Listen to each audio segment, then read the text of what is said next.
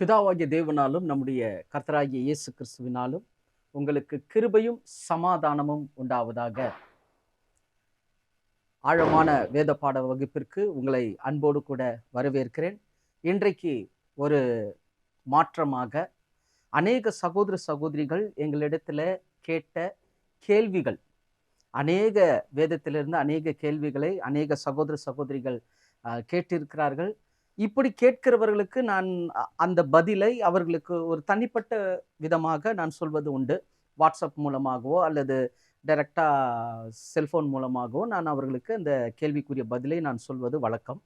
சில சகோதர சகோதரிகள் இப்படி கேள்விகளை கேட்டு அதனால் நான் கொடுக்கிற அந்த பதிலை நீங்கள் ஒரு வீடியோவாக வெளியிடும் பொழுது அது அநேகருக்கு பிரயோஜனமா இருக்கும் என்று சொன்ன அடிப்படை நிமித்தம் இப்பொழுது உங்கள் மத்தியில ஒரு சில சகோதரர்கள் கேட்ட சில கேள்விகள், ஒரே கேள்வி பல பேர் கேட்டிருக்கிறாங்க, ரொம்ப நாளா கேட்டிருக்கிறாங்க. அது என்னன்னா, கடைசி காலம் நம்முடைய காலமா? இந்த காலம் கடைசி காலமா? வேதத்துல கடைசி காலம் என்று சொல்லப்பட்டிருக்கிறது. இதை குறித்ததான கருத்தை சொல்லும்படி கேட்டுக்கொண்டிருக்கிறார். அதன் அடிப்படையில தான் இன்றைக்கு நான் உங்கள் மத்தியிலே இந்த செய்தியை நான் கொண்டு வருகிறேன். அதனால இதை ஒரு செய்தியாகவே மாற்றி இதுல இருக்கக்கூடிய வேதத்தில் வசனத்தின் ஆதாரத்தோடு கடைசி காலத்துக்குரிய அடையாளங்களை நான் உங்களுக்கு காண்பிக்கிறேன். நீங்கள் அதை பார்த்து ஒருமித்து நாம் தேவனிடத்துல இன்னும் நெருங்குவதற்கு அது ரொம்ப பிரயோஜனமா இருக்கும் என்று கர்த்தருக்குள்ள நான் விசுவாசிக்கிறேன். கடைசி காலம் நம்முடைய காலமா? பாருங்க, வெளிப்படுத்தின விசேஷம் 22ஆம் அதிகாரம் 20வது வசனம் இவ்விதமாய் சொல்லுகிறது, இவைகளை சாட்சியாய் அறிவிக்கிறவர் மெய்யாகவே நான் சீக்கிரமாய் வருகிறேன் என்றார். ஆமென். கர்த்தராகிய இயேசுவே வாரும். அப்போ நம் ஆண்டவராகிய இயேசு கிறிஸ்துவினுடைய 2ஆம் வருகை, இந்த உலகத்தினுடைய முடிவு, இதை இரண்டையும் இன்றைக்கு நாம் எதிர்பார்த்து கொண்டிருக்கிறோம். வேதத்துல பல இடங்களிலே கடைசி காலம் என்று சொல்லப்பட்டிருக்கிறது, கிறிஸ்துவின் நாள் என்று சொல்லப்பட்டிருக்கிறது, இறுதி நாட்கள், இறுதி காலம், இப்படி பல விதத்துல வேதத்துல பல வாக்கியங்கள் பயன்படுத்தப்பட்டிருக்கிறது. இன்றைக்கு நான் உங்களுக்கு நாம் வாழ்கின்ற காலம் கடைசி காலமா என்பதை சில அடையாளங்களை நான் உங்களுக்கு வசனத்தோடு காண்பிக்கிறேன். இதை வைத்து நாம் எந்த காலத்துல இருக்கிறோம் அப்படின்றத நம்ம ஊர்ஜிதப்படுத்திக் கொள்வதற்கு மிகவும் பிரயோஜனமா இருக்கும். ஆக்சுவலா இயேசு கிறிஸ்துனுடைய வருகையோ அல்லது உலகத்தினுடைய முடிவோ அல்லது கடைசி காலம் என்பதற்கு நம்ம உலக ரீதியாக சில அடையாளங்களை பார்க்கலாம். அதே நேரத்துல நம்ம கிறிஸ்தவத்துக்குள்ள சபை ரீதியாகவும் சில அடையாளங்களை நம்ம பார்க்க முடியும். நிறைய பேர் உலக ரீதியாக நடக்கிற காரியங்களை மட்டும்தான் பார்க்குறாங்க. சபைகளில் நடக்கக்கூடிய சில காரியங்களை மோஸ்ட்லி நிறைய பேர் பார்க்கறது கிடையாது. அதுதான் இன்றைக்கு நான் உங்களுக்கு கூர்ந்து இந்த காரியத்தை உங்கள் முன்பாக நான் வைக்க விரும்புகிறேன். உலக ரீதியாக பார்க்கும்போது உலகத்தின் அறிவின் பெருக்கம் சொல்லியிருக்குது இல்லையா, தானியல்ல, அறிவு இப்ப மனிதன் அங்கும் இங்கும் ஓடி ஆராய்வான், அறிவு பெருகும். இது கடைசி காலத்துக்குரிய அடையாளம். இப்போ எல்லாம் டெக்னாலஜி எல்லாமே எந்த அளவுக்கு வளர்ந்துருக்குன்னா வியக்கத்தக்க விதமாக வளர்ந்துருக்குது. இது ஒரு பாயிண்ட் ஆஃப் வியூல இருந்தாலும், இன்னொன்று என்ன, கடைசி காலம் நம்முடைய காலமான்றதுக்கு இன்னொரு காரணம் என்னன்னு பார்த்தீங்கன்னா, தற்போது நம் உலகத்துல இருக்கக்கூடிய இந்த இஸ்ரேல் தேசம் கிறிஸ்தவர்களுடைய மிகவும் கூர்ந்து கவனிக்கக்கூடிய ஒரு தேசம் இஸ்ரவேல் தேசம். ஸோ நிறைய பேர் இந்த இஸ்ரவேலை எடுத்துக்கொண்டு இதன் அடிப்படையில் நிறைய பேர் பேசியிருக்காங்க. நான் இஸ்ரவேலை குறித்து நான் நிறைய காரியங்களை உங்கள் மத்தியில் வைப்பதை விட சில காரியங்களை மாத்திரம் உங்களுக்கு நான் சொல்லி நான் என்னுடைய செய்திக்குள்ளாய் நான் கடந்து போக விரும்புகிறேன். அதாவது இஸ்ரேல் உலகத்தின் முடிவுக்குரிய கால கடிகாரம், அதாவது உலகத்தின் முடிவு அல்லது கடைசி காலத்துக்கு நம்ம இஸ்ரவேலுடைய நிகழ்வுகளை பார்த்து நம்ம புரிஞ்சுக்கலாம் நம்ம கடைசி காலத்துக்குள்ளாக போய் கொண்டிருக்கிறோம் என்பதற்கு. ஆனால் அது மட்டுமே அடையாளமாய் எடுக்க முடியாது. அதுவும் ஒரு அடையாளம், ஆனால் அது மட்டுமே அடையாளம் அல்ல. உதாரணத்துக்கு சொல்லணும்னா, தற்போது நடக்கிற அந்த போர் கூட கடந்த வருடம் அக்டோபர் மாதம் 7ஆம் தேதி ஆரம்பிக்கப்பட்டது. கிட்டத்தட்ட போயிட்டு இருக்குங்க, ஒரு வருடம் முடிய போகுது. இதில் நிறைய விஷயங்கள் எல்லாம் நடக்குது, இதெல்லாம் உங்களுக்கு தெரியும். இந்த காரியங்கள் எல்லாம் எதுக்கு அப்படின்னு பார்க்கும்போது, ஆல்ரெடி நம்ம கேள்விப்பட்ட வசனம் தான். எசேக்கியேல் 38ஆம் அதிகாரம் 16வது வசனத்தை வாசிக்கிறோம் பாருங்க. நீ தேசத்தை கார்மேகம் போல் மூட என் ஜனமாகிய இஸ்ரவேலுக்கு விரோதமாய் எழும்பி வருவாய், கடைசி நாட்களிலே இது சம்பவிக்கும். கோகே ஜாதிகளின் கண்களுக்கு முன்பாக உன் மூலமாய் நான் பரிசுத்தர் என்று விளங்கப்படுகிறதினால் அவர்கள் என்னை அறியும்படிக்கு உன்னை என் தேசத்துக்கு விரோதமாக வர பண்ணுவேன். இப்ப இங்க பாருங்க, கோகே இது யாருன்னா தற்போது இருக்கக்கூடிய இந்த ரஷ்ய தேசம். புரியுதுங்களா? இப்போ இவர் தான் இன்னும் ஸ்ட்ராங்கா இறங்கல இந்த போர்ல. ஆனா இவர் இறங்கிட்டார்னா பெரிய லெவல்ல தேசத்துல என்ன ஆயிடுங்க, 3ஆம் உலக யுத்தம் வருவதற்கு அதிக வாய்ப்புகள் உண்டு. ஆனாலும் அதை சார்ந்த சிலர் எல்லாருமே என்ன பண்றாங்களாம், இத அரபு தேசங்கள் எல்லாரும் சேர்ந்து இதை அடிக்கிறதுக்கு சூழ நின்று கொண்டிருக்கிறார்கள். இந்த அடையாளம் எதற்கு அப்படின்னா, கடைசி நாட்கள்ல நான் பரிசுத்தர் என்று விளங்கும்படிக்கு, தேவன் யார் என்பதையும் தேவன் எப்படிப்பட்டவர் என்பதை விளங்குறதுக்கு தான் இது நடக்குது. புரியுதுங்களா? இந்த காரியங்கள்லாம் நடக்குது. சின்ன உதாரணம் சொல்லணும்னா, இந்த கடந்த ஆண்டு அக்டோபர் மாதம் 7ஆம் தேதி நடந்த சம்பவம் என்னன்னா, ஹமாஸ் என்கின்ற தீவிரவாத இயக்கம் என்ன பண்ணுச்சுங்க, இஸ்ரேலை அடிச்சுது. அதுல சில உயிர் சேதங்கள் வந்தது. அப்போதான் ஆரம்பம். சில பேரை பயண கைதிகளாக பிடிச்சிட்டு போயிட்டாங்க. இப்போ அதுக்கு அந்த ஹமாஸுக்கு ரொம்ப உதவியா இருந்த, இன்னும் சொல்ல போனா ஹமாஸுக்கே பிறப்பிடமாகவும் அதை ஒரு காவல் காக்கிற ஒரு வீடாகவும் இருந்தது எதுன்னு பார்த்தீங்கன்னா காசா என்ற ஒரு பட்டணம். இப்போ இந்த காசா மூலமாகத்தான் இந்த ஹமாஸ் வாழ்ந்து கொண்டிருக்கிறார்கள். அதன் மூலமாகத்தான் வந்து இஸ்ரேலை அடிச்சாங்க. இஸ்ரேலரும் காசா பட்டணத்தை அடிச்சாங்க. இது சம்பவமா நடந்தது. இதுவும் வேதத்தின் அடிப்படையில ஒரு ஏற்கனவே குறிப்பிடப்பட்டிருக்கிறது. இதெல்லாம் நடக்கும்னு நிறைய விஷயங்கள் குறிப்பிடப்பட்டிருக்கு. உதாரணத்துக்கு சொல்லணும்னா, எரேமியா 47ஆம் அதிகாரம் 5வது வசனம், எரேமியா 47:5 வாசிக்கிறோம் பாருங்க. காசா மொட்டை அடிக்கப்படும். தெளிவா சொல்லிட்டாங்க, காசா மொட்டை அடிக்கப்படும், அவர்களுடைய பள்ளத்தாக்கிலே மீதியாகிய அஸ்கலோன் சங்காரமாகும், நீ எந்த மட்டும் தான் உன்னை கீறிக்கொள்வாய். அப்ப காசா மொட்டை அடிக்கப்படும். சமீபத்துல அந்த காசாவில் இருக்கக்கூடிய ஒரு புகழ்பெற்ற ஒரு பாடலாசிரியர் இந்த வரியை இப்படி எழுதியிருந்தார். உன்னுடைய வானளாவிய அந்த கட்டிடங்களை பார்த்து அது ஒரு முடிக்குரிய மகிமையா இருந்தது. ஆனா இப்போ என்ன ஆயிட்ட, நீ மொட்டை அடிக்கப்பட்டாயிற்ற, உன்னுடைய மகிமை போயிடுச்சு அப்படின்ற மாதிரி ஒரு பாடல் வரிகளை இந்த வசனத்தை வச்சு குறிப்பிட்டிருந்தார்கள். அப்போ நல்லா புரிஞ்சுங்க, காசா மொட்டை அடிக்கப்படும்னு எப்போ சொல்லிட்டாங்க, இப்போ மொட்டை அடிக்கப்பட்டாயிற்று. ரெண்டாவது என்ன சொல்றாங்க, உன்னுடைய பள்ளத்தாக்கில், அவர்களுடைய பள்ளத்தாக்கில் என்ன, பள்ளத்தாக்குல ஒரு டவுன் பிளேஸ். எல்லாம் நீங்க இஸ்ரேல்ல மற்றும் இந்த அந்த சுத்தி இருக்கிற பகுதியில எல்லாம் போனீங்கன்னா ஒரு டவுன் பிளேஸ், மலைகள் இது நடுவுல ரொம்ப ஆழமாய் போகக்கூடிய ஒரு பள்ளத்தாக்கு. இப்போ நீங்க காசால பாத்தீங்கன்னா இந்த ஹமாஸ் தீவிரவாதிகள் எங்க தான் இருந்தாங்க, ஒரு பள்ளத்துக்குள்ளதான், ஒரு டனலுக்குள்ளதான் இருந்தாங்க. அதை கூட இங்க இப்படி தெளிவா விளக்கியிருக்காங்க, அஸ்கலோன் சங்காரமாகும். அதே மாதிரி அந்த டவுன் பிளேஸ்ல போயிட்டு டைரக்டா போய் இஸ்ரேல் என்ன பண்ணுதுங்க, அடிச்சு அதுக்குரிய தலைவர்கள் எல்லாரையும் கொண்டுது. இதெல்லாம் நமக்கு தெரியும். ஆனா அந்த வசனத்தின் முடிவு இப்படி சொல்லுது, நீ எந்த மட்டும் உன்னை கீறிக்கொள்வாய். இப்ப ஜனங்கள், காசாவோட ஜனங்கள் பாருங்க, வைராக்கியம். ஆனா தீவிரவாதத்தையும் அவங்க என்ன பண்றாங்க, தீவிரவாதியை வச்சுக்கிட்டு காப்பாத்துறது ஒரு கூட்டமா இருந்தாலும் ஜனங்கள் அதை முற்றிலுமா அந்த தீவிரவாதத்தை எதிர்க்கல. அதனாலதான் இந்த வசனம் சொல்லுது, எந்த மட்டும் நீ உன்னை கீறிக்கொள்வாய். எவ்வளோ உயிர் சேதம், எவ்வளோ குழந்தைகள் மறிக்கிறாங்க, எவ்வளோ முதியோர் மறிக்கிறாங்க, எத்தனை கட்டிடங்கள் மறிக்கிறாங்க, எத்தனை குடும்பங்கள் ஒன்றும் இல்லாம ஏன் கீறிக்கொள்ற. தேவன் பாருங்க, இப்ப நடக்கிறத அப்பவே என்ன பண்ணிட்டாரு, எழுதிட்டார். சோ இஸ்ரேலை குறித்து நம்ம பேசிக்கிட்டே இருக்கலாம். அது நிறைய விஷயங்கள் இருக்குது, அதை குறித்து நிறைய பேரும் பேசுறாங்க. இன்றைக்கு நான் உங்கள் மத்தியில காண்பிக்க விரும்புறது என்னன்னா, சபையில கிறிஸ்தவர்களுக்குள்ள கடைசி காலம் என்பதற்குரிய சில அடையாளங்கள், ஒரு 6 அடையாளங்களை நான் உங்கள் மத்தியில வைக்க போகிறேன். இந்த 6 அடையாளங்கள் எப்படிப்பட்டதா இருக்குன்னா, சபையில நடக்கக்கூடிய நற்கிரியைகள் 3, இன்னொன்னு சபையில நடக்கக்கூடிய துர்க்கிரியைகள் 3. புரியுதுங்களா? இந்த 3 காரியத்தை நான் உங்கள் மத்தியில வைக்கிறேன். இது உங்கள் சபைக்குள்ள அல்லது உங்களுக்குள்ள அல்லது உங்களுக்கு தெரிந்த கிறிஸ்தவர்களுக்குள்ள இருக்குதா அப்படின்றத நம்ம சீர்தூக்கி பார்த்துக்கணும்.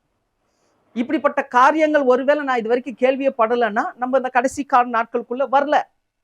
ஆனா போயிட்டு இருக்கிறோம். கடைசி காலம் அப்படின்றது என்னன்னா இனி வெளிப்படும் அழிவுக்கு போகிற நாட்கள், அப்படிதான் அதனுடைய அர்த்தம் வருது. அப்போ சபையில நடக்கக்கூடிய துர்க்கிரியைகள் 3, நற்கிரியைகள் 3 என்னன்றதை நான் உங்களுக்கு காண்பிக்கிறேன். இது கடைசி காலத்துல நடக்கும் அப்படின்னு வேதம் தெளிவாய் நமக்கு கற்றுக் கொடுக்கிறதுன்றதை நம்ம புரிஞ்சுக்கணும். சரி, இப்போ இந்த அடையாளங்களுக்குள்ள நம்ம போகலாம். அதாவது கடைசி காலத்தில் சபையில் நடக்கும் 3 நற்கிரியைகளை முதல்ல பார்க்கலாம். அதுக்கப்புறம் துர்க்கிரியைகளை நம்ம பார்க்கலாம். முதல் காரியம், சபையில நடக்கக்கூடிய கடைசி நாட்கள்ல நடக்கக்கூடிய நற்கிரியைகள்ல முதல் காரியம் என்ன அப்படின்னு பார்த்தீங்கன்னா, அப்போஸ்தலர் நடபடிக்கைகள் 2ஆம் அதிகாரம் 17, 18 வசனத்தை நான் வாசிக்கிறேன். 17வது வசனத்தை வாசிக்கிறேன் பாருங்க. கடைசி நாட்களில் நான் மாம்சமான யாவர் மேலும் என் ஆவியை ஊற்றுவேன். கடைசி நாட்களில், அதை நோட் பண்ணிக்கோங்க. மாம்சமான யாவர் மேலும் என் ஆவியை ஊற்றுவேன். அப்பொழுது உங்கள் குமாரரும் உங்கள் குமாரத்திகளும் தீர்க்க தரிசனம் சொல்லுவார்கள். உங்கள் வாலிபர்கள் தரிசனங்களை அடைவார்கள். உங்கள் மூப்பர் சொப்பனங்களை காண்பார்கள். என்னுடைய ஊழியக்காரர் மேலும் என்னுடைய ஊழியக்காரிகள் மேலும் அந்நாட்கள் என் ஆவியை ஊற்றுவேன். அப்பொழுது அவர்கள் தீர்க்க தரிசனம் சொல்லுவார்கள். இதுதான் கடைசி நாட்கள்ல நடக்கக்கூடிய சபையில நடக்கக்கூடிய நற்கிரியைகள்ல ஒண்ணு. இப்போ கொஞ்சம் அப்படியே நிதானிக்கலாம். அப்போஸ்தலருடைய நாட்கள்ல 50வது நாள், த டே ஆஃப் பெண்டகாஸ்ட், அந்த பெந்தகோஸ்தே நாள்ல கர்த்தருடைய ஆவி அங்கே இறங்கினது. பரிசுத்த ஆவி அங்கு பலமாய் கொடுக்கப்பட்டது. அங்கிருந்து ஸ்டார்ட் பண்ணப்பட்ட இந்த தேவ ஆவியினுடைய செயல்பாடு சபைக்குள்ள வந்துகிட்டே இருக்குது. இதனுடைய நோக்கம் என்னன்னா, ஸ்டெப் பை ஸ்டெப்பா பாத்தீங்கன்னா, ஃபர்ஸ்ட் அப்போஸ்தலர்கள் பெற்றுக்கொண்டார்கள். நெக்ஸ்ட் யாருங்க? குமாரரும் குமாரத்திகளும் என்ன பண்ணாங்களாம்? தீர்க்க தரிசனம் சொன்னார்கள். அப்போஸ்தலர் நாட்கள் பிறகு அப்போஸ்தலர்களால் நடத்தப்பட்ட அவர்கள் மூலமா வந்தவங்க. ஒரு இடத்துல பவுல் சொல்றார், நான் உங்களை பெற்றேன், உங்களுக்காக நான் கர்ப்ப வேதனைப்படுறேன், நான் ஒரு நல்ல ஒரு உபாத்தியனா இருக்கிறேன். அப்போ அப்போஸ்தலர் நாட்கள்ல கொடுக்கப்பட்ட பரிசுத்தாவினுடைய அந்த ஒரு நடக்கை பிற்பாடு அவர் மூலமாய் வந்த அவர் பிள்ளைன்னு சொல்ற குமாரன் குமாரத்தி தீமோத்தேயு கூட சொல்றாரு, உத்தம குமாரன் ஆகிய தீமோத்தேயு. அப்போ நெக்ஸ்ட் அப்போஸ்தலருக்கு நெக்ஸ்ட் வந்த அந்த அவருடைய வழியில வந்தவர்கள் என்ன சொன்னாங்க? சகோதரர், அது அந்த குமாரரும் குமாரத்திகளும் தீர்க்க தரிசனம் சொன்னாங்க. இது அப்படியே கடந்து வாலிபர்கள் என்ன பண்ணாங்களாம்? தரிசனங்களை அடைவார்கள். வாலிபர்கள் அப்படின்னும் போது குழந்தை பருவம்னு ஒண்ணு இருக்கு, இளமை பருவம்னு ஒண்ணு இருக்கு. அந்த மாதிரி ஒவ்வொரு பருவத்துக்கும் ஒரு ஆவிக்குரிய வளர்ச்சி நிலை இருக்குது. வாலிபர்கள் அப்படின்னு சொல்லும் போது அது ஒரு முதிர்ச்சி நிலைக்கு போகக்கூடிய நடுநிலை. இப்ப இந்த நடுநிலையில இருக்கிறவங்க என்ன சொல்றாங்களாம்? தரிசனங்களை பாக்குறாங்க. இங்க எஸ்பெஷலி தீர்க்க தரிசனம்னு சொல்றது, தரிசனம் சொல்றது எல்லாம் எதை பத்தி சொல்லுதுன்னா பரிசுத்த வேதாகமத்தை பத்தி தான் சொல்லுது. புரியுதுங்களா? தீர்க்க தரிசனம்ன்றது இங்க பச்சை கலர் சக்கா போட்டுட்டு ஒருத்தர் இருக்கிறாரு, மஞ்சள் கலர், அது கிடையாதுங்க. அது சாத்தான் பண்ண சில விஷயங்கள். ஆனா இது என்னன்னா இறைவாக்கு அப்படின்னு வருது. அப்ப இந்த இறைவாக்குன்னு வரும்போது கர்த்தருடைய வார்த்தையை பற்றி சொல்வதுதான் பல இடங்கள்ல தீர்க்க தரிசனம்னு சொல்லப்பட்டிருக்கு. வருகிற நாட்கள்ல தீர்க்க தரிசனங்கள்னா என்னன்றதை நம்ம பார்க்க போறோம். அதுல நிறைய விஷயங்கள் நான் உங்களுக்கு காண்பிக்கிறேன். இப்போ அது முடிச்ச பிறகு வாலிபர்கள் தரிசனங்கள் அடைகிறார், மூப்பர்கள் சொப்பனங்களை காண்கிறார்களாம். அதுக்கப்புறம் என்ன நடக்குதுன்னா, ஒரு காலகட்டம் வரும்போது புதிய ஏற்பாடு வர்றதுக்கு முன்னாடி, புதிய ஏற்பாட்டுக்கு அது திறன்பட வர்றதுக்கு முன்னாடி அநேகர் என்ன பண்ணாங்கன்னா அந்த வார்த்தையை எப்படி பெற்றாங்கன்னா சொப்பனங்கள் மூலம் பெற்றாங்க. அதுக்கு ஒரு உதாரணம் சொல்லணும்னா, வசனம் இல்லை, பைபிள் இல்லை, அதாவது புதிய ஏற்பாடு இல்லை. புதிய ஏற்பாடு இல்லாத நாட்கள்ல புறஜாதியாருக்கு சத்தியம் எப்படி அறிவிக்கப்பட்டது? அப்போ அவர்களுக்கு தேவன் என்ன பண்ணாரு? தம்முடைய ஆவியினால சில காரியங்களை பேசினாரு. பேசினதை அவங்க என்ன பண்ணாங்க? சொன்னாங்க. அப்போ இது அப்படியே ஆதி சபையில இருந்து காலங்காலமா அந்த ஆவிக்குரிய வளர்ச்சி, ஆவியை பெற்ற பிறகு, கர்த்தருடைய அபிஷேகத்தை பெற்ற பிறகு வரக்கூடிய மாற்றங்கள் வந்து கடைசி நாட்கள்ல இப்போ எப்படி நிக்குதுன்னா, என்னுடைய ஊழியக்காரன் மேலும் என்னுடைய ஊழியக்காரிகள் மேலும் அந்நாளில் என் ஆவியை ஊற்றுவேன், அப்பொழுது அவர்கள் தீர்க்க தரிசனம் சொல்வார். முன்னாடியே தீர்க்க தரிசனம் சொல்வார்னு வந்துடுச்சுங்க. இப்ப கடைசியா தீர்க்க தரிசனம் சொல்லுவாங்க. இன்னைக்கு பாத்தீங்கன்னா சகோதரர்கள் பேசுறாங்க, சகோதரிகள் பேசுறாங்க, கர்த்தருடைய ஆவியை பெற்று என்ன பண்றாங்க? பேசுறாங்க. பேசுறது தப்பு கிடையாது. சத்தியத்தை சத்தியமா பேசினா அது இன்னும் அநேகருக்கு பிரயோஜனமா இருக்கும். அப்போ இதை வச்சு நம்ம ஒரு விஷயத்தை தெளிவா புரிஞ்சுக்கணும். கடைசி காலம் என்பதற்கு சபையில இருக்கக்கூடிய நற்கிரிகையில முதலாவது காரியம் என்னன்னா, ஆவியினால் நடத்தப்படுகிற பரிசுத்தாவின் அபிஷேகத்தை பெற்று, அந்த அபிஷேகத்தை பெற்று அதற்குரிய நடக்கை எழும்பி பிரகாசிக்கிறது. தேவனுக்கென்று என்ன பண்றது? எழும்பி பிரகாசிக்கிறதுன்றதை விட தேவனுடைய மணவாளனுக்கு மணவாட்டியாக மாறும்படி ஆயத்தப்படுத்துகிற காரியம்தான் கடைசி காலத்துக்குரிய அடையாளம். ஒரு கட்டத்துல எல்லாம் பாத்தீங்கன்னா, ஒரு 20-25 வருஷத்துக்கு முன்னாடி எல்லாம் பாத்தீங்கன்னா, மணவாளன் மணவாட்டி ஆவிக்குரிய காரியங்கள் இதெல்லாம் ஒண்ணுமே தெரியாதுங்க, வெளிச்சமே கிடையாது. இந்த காலத்துல சத்தியத்தின் வெளிச்சம் எந்த அளவுக்கு வந்திருக்குதுன்னா, ஆவியை பெற்று இருக்கிறோம், பரிசுத்தாவியை பெற்று இருக்கிறோம். ஆனா சத்தியத்தின் நிமித்தம் நிறைய சத்தியங்களை கற்றுக்கொண்டு அதன் வளர்ச்சியில போறவங்களும் இருக்கிறாங்க. மணவாளனுக்கு மணவாட்டியா மாறுறவங்க. இன்னொருத்தர் அபிஷேகத்தை பெற்றுக்கொண்டேன்னு சொல்லிட்டு, இது பழைய முன்னாடி நடந்தது பாருங்க, அந்த சொப்பனங்கள், அந்த தரிசனங்கள், அதை வரைக்கும் இப்பவும் பார்த்துட்டு இருக்குது. ஏன்னா வசனம் சொல்லுது, நிறைவானது வரும்போது குறைவானது ஒழிந்து போகும். இப்போ கர்த்தர் நம்ம கையில சத்தியத்தை கொடுத்துட்டார். இது வந்த பிறகு இந்த அபிஷேகம் சத்தியமா இருக்குதுன்னு 1 யோவான்ல சொல்லுது. இந்த அபிஷேகத்தை, இந்த சத்திய அபிஷேகத்தை பெற்ற பிறகு நாம் சத்தியத்தை கற்றுக் கொடுக்கிறவளா மாறணுமே தவிர, கண்ணு பாக்குறது, அதை பார்த்தேன், இதை பார்த்தேன், எதையோ காதுல கேட்கறதெல்லாம் வச்சு இதுதான் சத்தியம் சொல்லிட்டு பேசுவது தவறு. அப்படி உங்களுக்கு அப்படிப்பட்ட ஒரு அனுபவம் இருந்தால் அதை வேத வசனத்தின் அடிப்படையில சரியா இருக்குதான்னு பார்த்துட்டு பேசுங்க.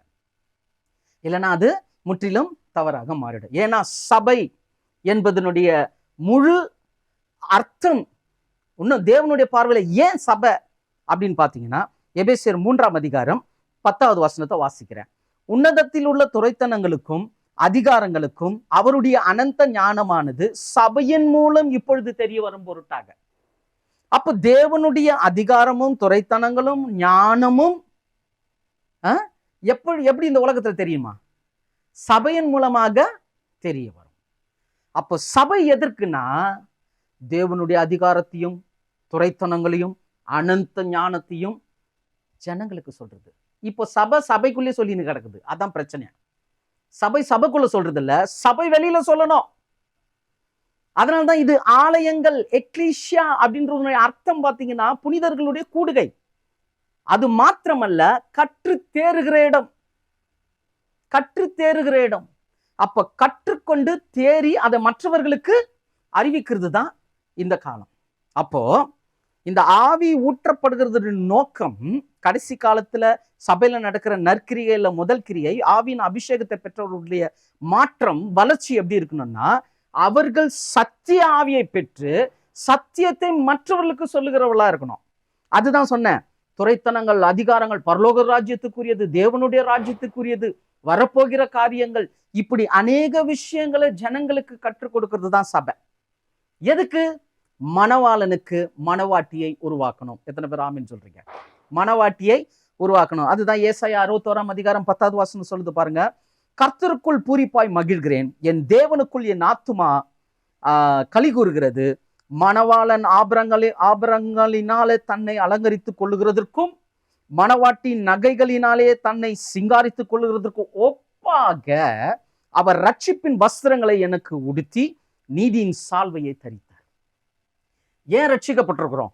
ஏன் நம்ம நீதிமானாய் மாற்றி இருக்கிறோம்னா, மணவாளனுக்கு மணவாட்டி தயாராகணும்.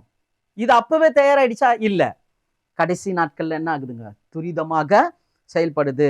அதே ஏசாயா 62ஆம் அதிகாரம் 5வது வசனம், ஏசாயா 62:5 சொல்லுது, வாலிபன் கன்னியை விவாகம் பண்ணுவது போல உன் மக்கள் உன்னை விவாகம் பண்ணுவார்கள், மணவாளன் மணவாட்டின் மேல் மகிழ்ச்சியா இருப்பது போல உன் தேவன் உன்மேல் மகிழ்ச்சியா இருப்பார். எத்தனை பேர் ஆமீன் சொல்றீங்க?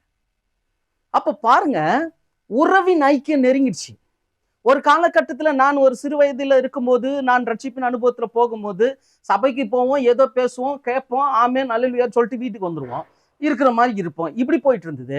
ஆனா கடைசி நாட்கள் வரும்போது அந்த சத்திய அறிவு பெருகுது, ஆவின் அபிஷேகத்தினுடைய முக்கியத்துவம் தெரியுது. சும்மா கண்ணுல பாக்குறதும், நைட்ல தூங்கும் போறத பாக்குறதும், அதை வச்சு உழட்டுறது கிடையாது, உருட்டுறது கிடையாது. சத்தியத்தை சத்தியமாய் அறிந்து கொண்டு மணவாளனுக்கு மணவாட்டி சபை தயாராகணும் அப்படின்ற சத்தியங்கள் வெளிப்பட்டு இப்பொழுது அந்த மணவாட்டி சபையாக நம்ம மாறுவதற்கு எப்படி இயேசு இந்த வசனம் சொல்லுது பாருங்க, மணவாளன் மணவாட்டின் மேல் மகிழ்ச்சியா இருப்பது போல உன் தேவன் உன்மேல் மகிழ்ச்சியா இருக்கிறார். இன்னைக்கு தேவன் யார், அவருடைய தன்மை என்ன, அவர் எப்படி நம்மளை நேசிக்கிறார், தேவன் அன்பாகவே இருக்கிறார். இப்படி அநேக காரியங்களை அந்த உறவின் ஐக்கியம் ஆவின் அபிஷேகத்தை பெற்று அந்த கிறிஸ்துவனுடைய மனவாட்டியாக தன்னை ஆயத்தப்படுத்தி கொள்ளுகிறது காரியத்தை உங்களுக்குள்ளேயோ அல்லது நீங்கள் பார்க்கிறவர்களுக்குள்ளேயோ நீங்கள் பார்த்தால் இது கடைசி நாட்களுக்குள்ள நம்ம போய்கொண்டிருக்கிறோம்ன்றதுக்கு அர்த்தம். சபையில நடக்கிற நற்கிரியைகள்ல முதலாவது காரியம் பரிசுத்த ஆவியின் அபிஷேகத்தை பெற்று சத்தியத்தை அறிவிக்கிறவர்களை ஒரு மனவாட்டியாக மாறுகிறது கடைசி நாட்கள்ல நடக்கும். அது இப்ப நடக்குதா, இல்ல நம்ம இதற்குரிய விதத்துல நம்ம நடந்து கொண்டு இருக்கிறோமா அப்படின்றத பார்த்துக்க. ரெண்டாவது ஒரு நற்கிரியை, சபையில நடக்கக்கூடிய நற்கிரியை என்ன அப்படின்னு பார்த்தீங்கன்னா 1 பேதுரு 1:5 வசனம், கடைசி காலத்திலே வெளிப்பட ஆயத்தமாக்கப்பட்டிருக்கிற ரட்சிப்புக்கு ஏதுவான விசுவாசத்தை கொண்டு தேவனுடைய பலத்தினாலே காக்கப்பட்டிருக்கிற உங்களுக்கு அந்த சுதந்திரம் பரலோகத்தில் வைக்கப்பட்டிருக்கிறது. சோ ரெண்டாவது காரியம், சபையில கடைசி நாட்கள்ல நடக்கக்கூடிய அடையாளங்களில நற்கிரியைகள்ல இரண்டாவது காரியம் என்னன்னா பரலோகத்துக்குரிய இலக்குக்குரிய நம்பிக்கையை பெற்றுக்கொள்றது. பரலோகத்தை இலக்காக வைத்து நம்பிக்கையோடு அதுல ஓடுறது. பாருங்க, ஒரு காலத்துக்கு நான் சொல்றது விஷயம் எல்லாமே உங்களுக்கு மோஸ்ட்லி விளங்கும்னு நினைக்கிறேன். ஏன்னா ஒரு குறிப்பிட்ட காலத்துக்கு முன்னாடி பரலோகத்துக்கு போவோமா அப்படின்னாலே கேள்விக்குறியா இருந்தது. ஏன் இன்னைக்கே நிறைய பேருக்கு கேள்விக்குறியா இருக்குது, ஏன்னா சத்தியம் தெரியல. பரலோகத்துக்கு போவோமா அப்படின்னாலே கேள்விக்குறியா இருந்தது. ஆனா இப்போ பரலோகத்துல போய் உக்காரணும், ராஜ்யத்துல உக்காரணும், பரலோகம் தான் நம்முடைய இலக்கு, அதுக்குரிய நம்பிக்கை நமக்குள்ள வரணும். அந்த நம்பிக்கை பெற்று அதற்காக ஓடுகிற ஒரு கூட்டம் சபைகள்ல உருவாயிடுச்சு. நம்மளும் அதுதான் உருவாகிட்டு இருக்கிறோம். இதுதான் இரண்டாவது சபைக்குரிய நற்கிரியை. இதை கொஞ்சம் டீட்டெயிலா பார்க்கணும்னா 3 விஷயத்தை இங்க இந்த வசனத்துல அவர் கோட் பண்றாரு அப்போஸ்தலனாகிய பேதுரு. 1 ரட்சிக்கும்படியான விசுவாசம், 2 தேவனுடைய பலம், 3வது பரலோகத்துக்குரிய சுதந்திரத்தின் இலக்கு. இந்த 3த்துக்குரிய நம்பிக்கை வரணும். அதான் ரொம்ப முக்கியம். நம்பிக்கைன்றது அந்த விசுவாசத்தின் அடிப்படையில. ரட்சிப்புக்கும்படியான விசுவாசம்னா என்ன? இன்னைக்கு இயேசுவை ஏற்றுக்கொள்ளுகிறோம். இயேசுவை ஏற்றுக்கொள்ளும் போது அவரை விசுவாசித்து அவரை ஏற்றுக்கொள்ளுகிறோம். ஆனா சில இடங்கள்ல இயேசு சொல்லுவாரு, எஸ்பெஷலி அந்த புறஜாதியான ஸ்திரீ கிட்ட பேசும்போது சொல்லுவார் பாரு, மகளே உன் விசுவாசம் உன்னை ரட்சித்தது. இப்ப நம்ம விசுவாசின்னு சொல்லிட்டு இருக்கிறோம், ஆனா நம்மளுடைய விசுவாசம் நம்ம ரட்சிக்குதா? ஒரு கேள்வி கேட்கணும். இது எப்படி ரட்சிக்கும்? ரட்சிக்கப்பட்டாச்சு, இயேசுவை ஏற்றுக்கொண்டோம், தேவனை அறிஞ்சு கொண்டோம். ஆனா பிரச்சனை ஏதாவது வந்து என்ன பண்றோம்? போன் பண்ணி, பிரதர் இப்படி ஆயிடுச்சு பிரதர், கொஞ்சம் ஜெபம் பண்ணுங்க. நல்லதுதான், தவறுன்னு சொல்ல. உங்களுக்கே அந்த நம்பிக்கை வர மாட்டேங்குது. நீங்க ஏன் முழங்கால் படிட்டு ஜெபிக்கிறது இல்லை? இந்த காரியத்தை ஏன் கர்த்தர் செய்வாருன்ற ஒரு நம்பிக்கை வர மாட்டேங்குது. முதல்ல பரபரப்பு வருது, படபடப்பு வருது, பயம் வருது. நீதிமான் துர்செய்தியை கேட்டு பதறான் இருக்குது. ஆனா நம்மால் பதற பதட்டத்துல பக்கத்துல இருக்கிறவங்க பதற ஆரம்பிச்சிடறான். அந்த அளவுக்கு ஒரு பெரிய பதட்டம். இதெல்லாம் எதுக்குன்னா ரட்சிக்கும்படியான விசுவாசம் முதல்ல உங்களை ரட்சிக்கல. இயேசுவின் மீது வைக்கிற விசுவாசம், தேவன் மேல வைக்கிற விசுவாசம். ஆனா நீங்கள் ரட்சிப்பை அடியும்படியான உங்கள் விசுவாசம் உங்களுக்குள்ள கிரியை செய்தா? இப்படி கிரியை செஞ்சா அப்படிப்பட்டவன் எப்படி இருப்பான் தெரியுமா? நீதிமான் துர்செய்தியை கேட்டு பதறான். ஒரு காரியம் வருதா, ஒரு அசம்பாவிதம் நடக்குதா, ஒரு எதிர்க்க மாதிரியா நடக்குதா, கர்த்தர் என்னை பார்த்துக் கொள்வார், என்னை ரட்சிக்க அவர் வல்லவராக இருக்கிறார். ஆமென். இப்படிப்பட்ட ஒரு வார்த்தைகள், இப்படிப்பட்ட விசுவாச அறிக்கை, இந்த மாதிரி காரியங்கள் வரும்போதுதான் இந்த அடையாளம் தான் ரட்சிக்கும்படியான விசுவாசம். இப்படிப்பட்ட ஒரு கூட்டம் இருக்கிறாங்களா சபைகள்ல? இப்படி ஒரு கூட்டமாத்துல நீங்களும் ஒருத்தரா இருக்கிறீங்களா? நாம ஒருத்தரா இருக்கிறோமா? பிரச்சனையை பார்த்து பயப்படுறோமா, இல்ல கர்த்தர் பார்த்துக்குவாருன்னு சொல்றோமா? ஒருவேளை கர்த்தர் பார்த்து கொள்வாருன்ற கூட்டமா நம்ம இருந்தா இந்த கடைசி நாட்களுக்குரிய இந்த கிரியையில இது ரொம்ப முக்கியமானதா இருக்குது. ரெண்டாவது தேவனுடைய பலம். ஒரு அசம்பாவிதம் நடந்துடுச்சு, ஒரு இழப்பு வந்துடுச்சு. இதே இழப்பு அசம்பாவிதம் உலகத்தாருக்கு நடக்கும் போது தன்னை உயிரியமாய்ச்சுக்கிறாங்க. ஆனா நமக்கு கர்த்தர் தம்முடைய பலனை கொடுத்து அந்த பாடுகள் வழியா கடந்து போக கிருபை செய்கிறார். எத்தனை பேர் ஆமென் சொல்றீங்க? அப்ப புரிஞ்சுக்கங்க, ரட்சிக்கும்படியான விசுவாசமும் தேவனுடைய பலமும் பெற்று பரலோகத்துக்குரிய சுதந்திரத்தை நாம் அடையும்படி ஓடுகிற அந்த இலக்கு நடக்கிறது தான் கடைசி நாட்கள். இப்ப கொஞ்சம் நிதானிச்சு பாருங்க. பரலோக ராஜ்யத்துக்குரிய அந்த இலக்குக்கு நம்பிக்கையோட போறோமா? அப்படி போறதுக்கு என்ன, அந்த நம்பிக்கையின் ஆதாரம் என்ன பாத்தீங்கன்னா, 1 பேதுரு 1:4 சொல்லுது, அவர் இயேசு கிறிஸ்து மரித்தோரிலிருந்து எழுந்ததினாலே அழியாததும் மாசற்றதும் வாடாததும் ஆகிய சுதந்திரத்திற்கேதுவாக ஜீவனுள்ள நம்பிக்கை உண்டாகும்படி தமது மிகுந்த இரக்கத்தின்படியே நம்மை மறுபடியும் ஜெனிப்பித்தார்.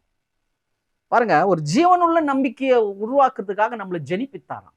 இந்த ஜெனிப்பிக்கிறதுனா என்னன்னா, மறுபடியும் நம்மளை ஒரு ஒரு உருவாக்கம், மறுபடியும் உருவாக்குறாரு. உள்ளான மனுஷனை உருவாக்குறது தான் இது.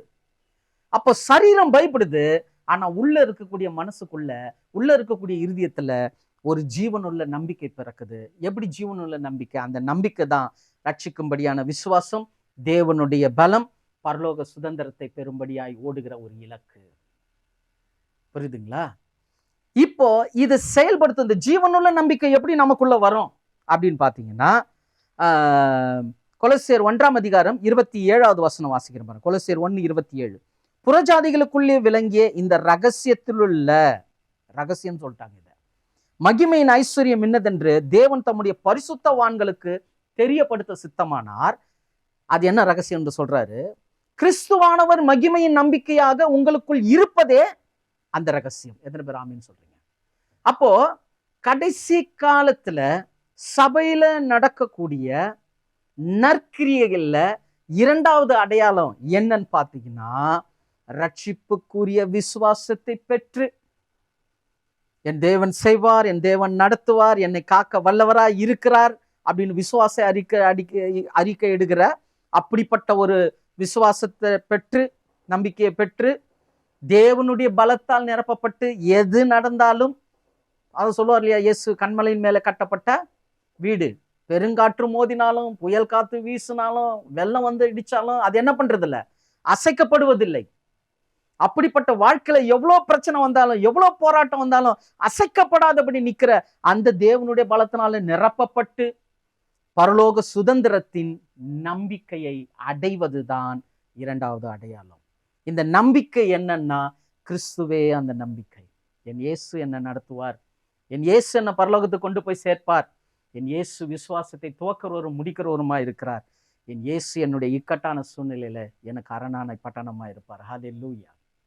இப்படிப்பட்ட ஒரு பக்தி விருத்திக்கு ஏதுவான நம்பிக்கை அடைந்து பரலோகத்துக்குரிய இலக்கை பெற்ற அதன் அடிப்படையில் ஓடுகிற காரியம் கடைசி நாட்களுக்குரிய, முடிவு காலத்துக்குரிய அடையாளங்களில் இரண்டாவது காரியம். மூன்றாவது, எனக்கு அருமையானவர்களே, கடைசி காலம், நாம் வாழ்ந்து கொண்டிருக்கிற இந்த காலம் கடைசி காலமா என்பதற்கு ஆதாரமாக சபையில கடைசி நாட்கள்ல நடக்கக்கூடிய 3 நற்கிரியைகளை தியானிச்சுட்டு இருக்கிறோம். பிற்பாடு 3 துர்க்கிரியைகளை தியானிக்கலாம்.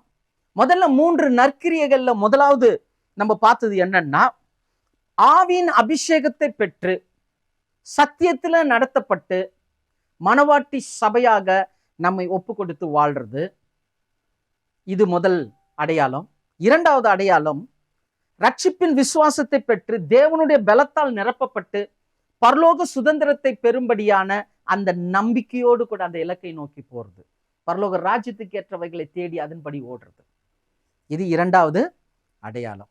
மூன்றாவது என்ன அப்படின்னு பார்த்தீங்கன்னா, யோவான் 12:48 வசனம். யோவான் 12:48, என்னை தள்ளி என் வார்த்தைகளை ஏற்றுக்கொள்ளாதவனை நியாயம் தீர்க்கிறதென்று ஒன்று இருக்கிறது, நான் சொன்ன வசனமே அவனை கடைசி நாளில் நியாயம் தீர்க்கும்.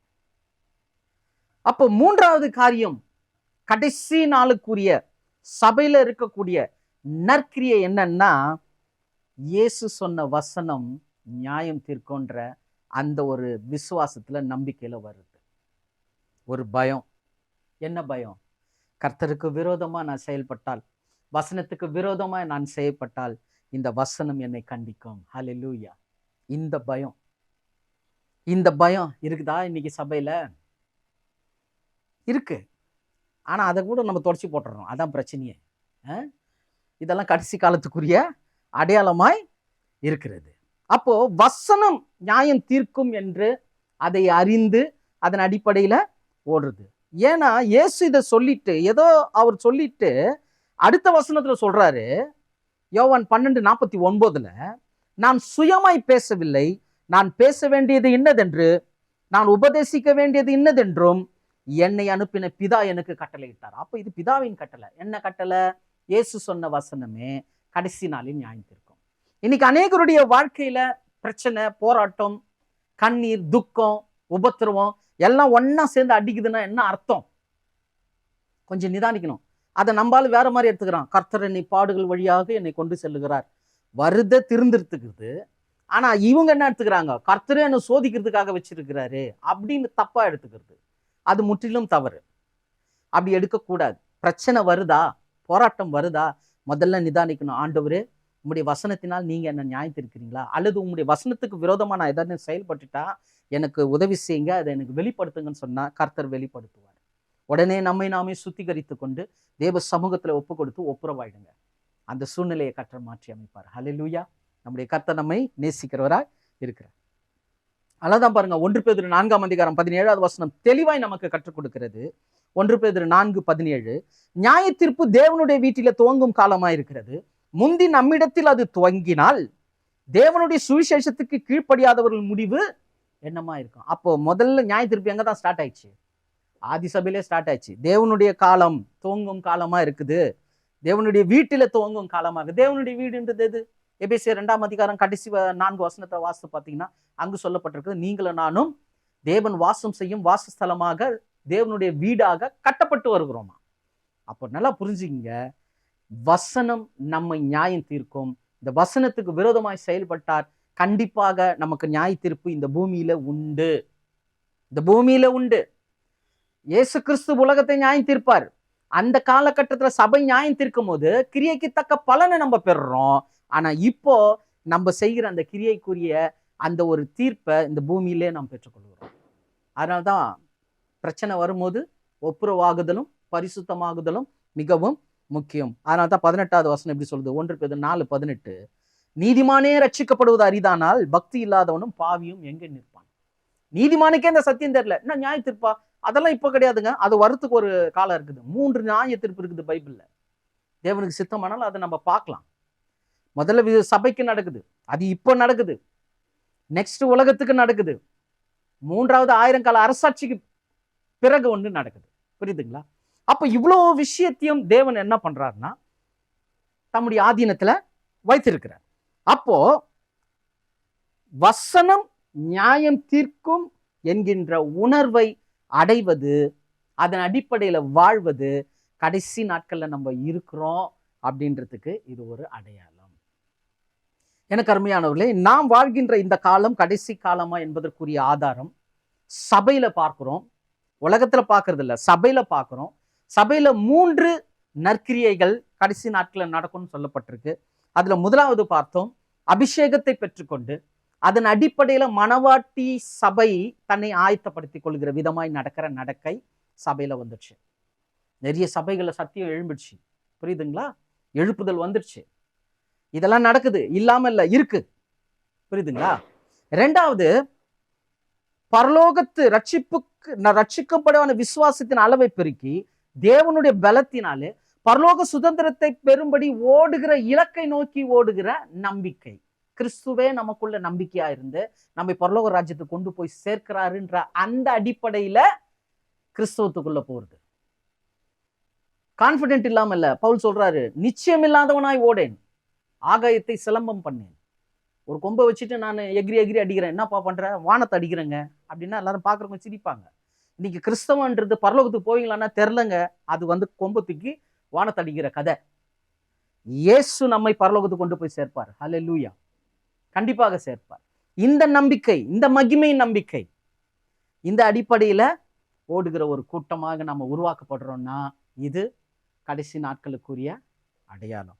மூன்றாவது பார்த்தோம், வசனமே நம்மை நியாயம் தீர்க்கும். வசனத்துக்கு விரோதமா செயல்பட்டா கண்டிப்பா தண்டனை உண்டு என்கின்ற அந்த பயமும் அந்த உணர்வும் நமக்கு வருகிறது என்றால், அதன் அடிப்படையில நம்ம மாற்றிக்கொள்ளுகிற விதமாய் ஓடுகிறது என்றால், இது தெளிவா புரிஞ்சுக்கணும், கடைசி காலத்துக்குரிய அடையாளமா இருக்குது.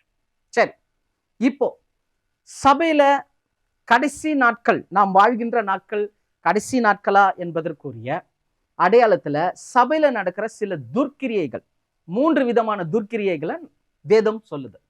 அந்த 3 விதமான துர்க்கிரியைகளும் நம்ம சபையில நம்ம பார்க்கிறோமா, இல்ல அதுல நம்மளும் இருக்கிறோமா, இல்ல அதுல நம்மளுடைய பங்கு பெருசா இருக்குதா அப்படின்றத நம்ம பார்த்து கற்றுக்கொள்ள வேண்டியது அவசியமா இருக்குது. என்ன அப்படின்னு பார்த்தீங்கன்னா, இதுல ஒரு 3 காரியத்தை நம்ம பார்க்கலாம்.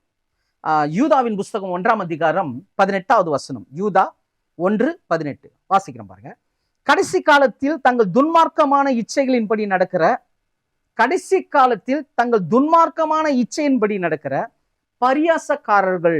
பரியாசக்காரர் தோன்றுவார்கள் என்று உங்களுக்கு சொன்னார்களே. துர்க்கிரியை இல்ல, தேவன் விரும்பாத காரியம், அதுவும் சபையில தான் நடக்குது. துன்மார்க்கமான இச்சைகளின்படி நடக்கிற பரியாசக்காரர். ஆக்சுவலா இந்த பரியாசக்காரர் அப்படின்றது ஒரு தனி சப்ஜெக்டுங்க. அதுல நிறைய விஷயங்கள் இருக்குது.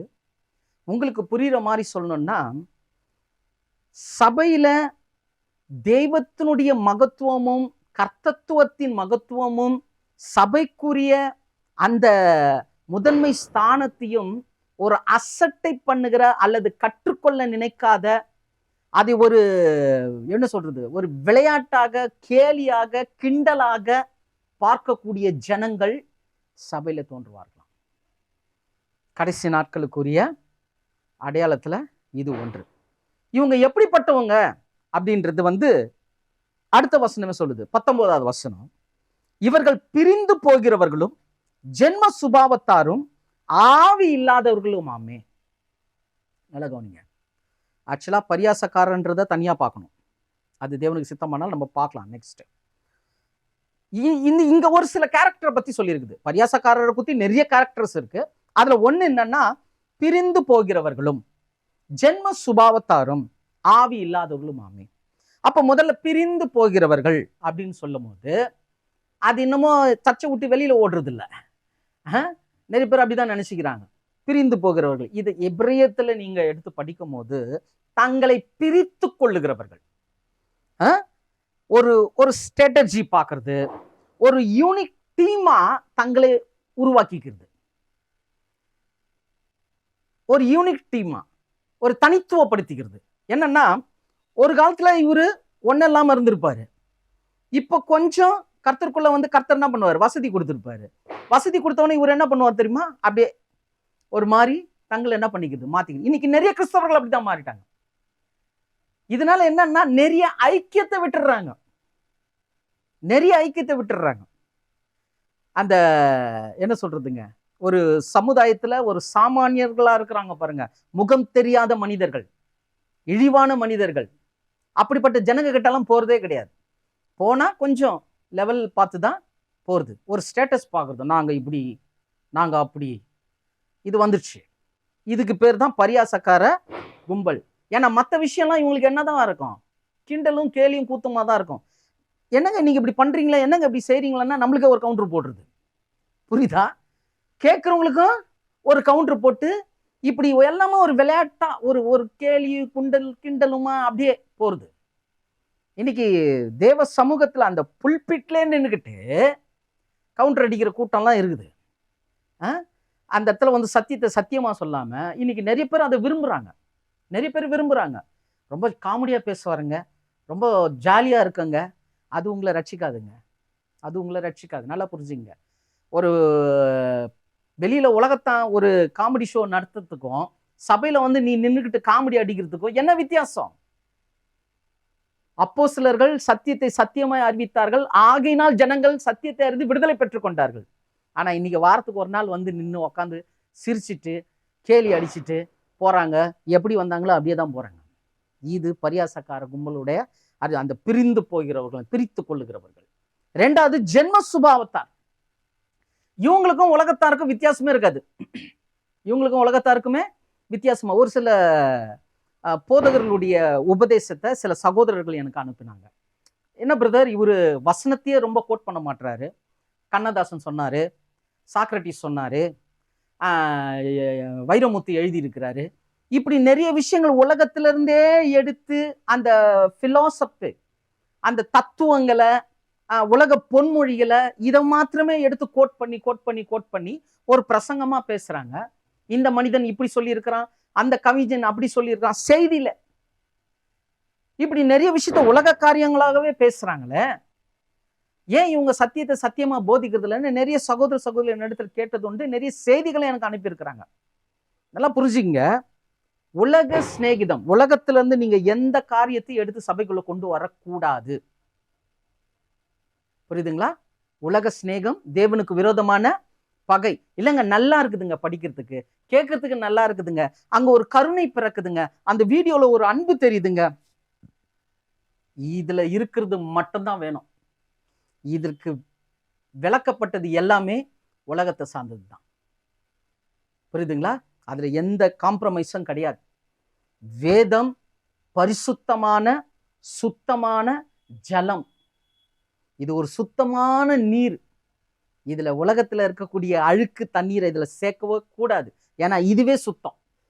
இதை தூக்கி அங்க அப்ளை பண்ணி ஒன்னா அதை மாத்தணுமே தவிர, அதை தூக்கின்னு வந்து இங்க போட்டு இங்க பேசுறதுன்றது மிகவும் தவறான ஒரு காரியம். இப்படி சில விஷயங்களை செய்யறாங்க. உலக காரியங்கள், உலக பொன்மொழிகள் இதெல்லாம் போட்டுக்கிட்டு இதே தான் பண்ணுவாங்க.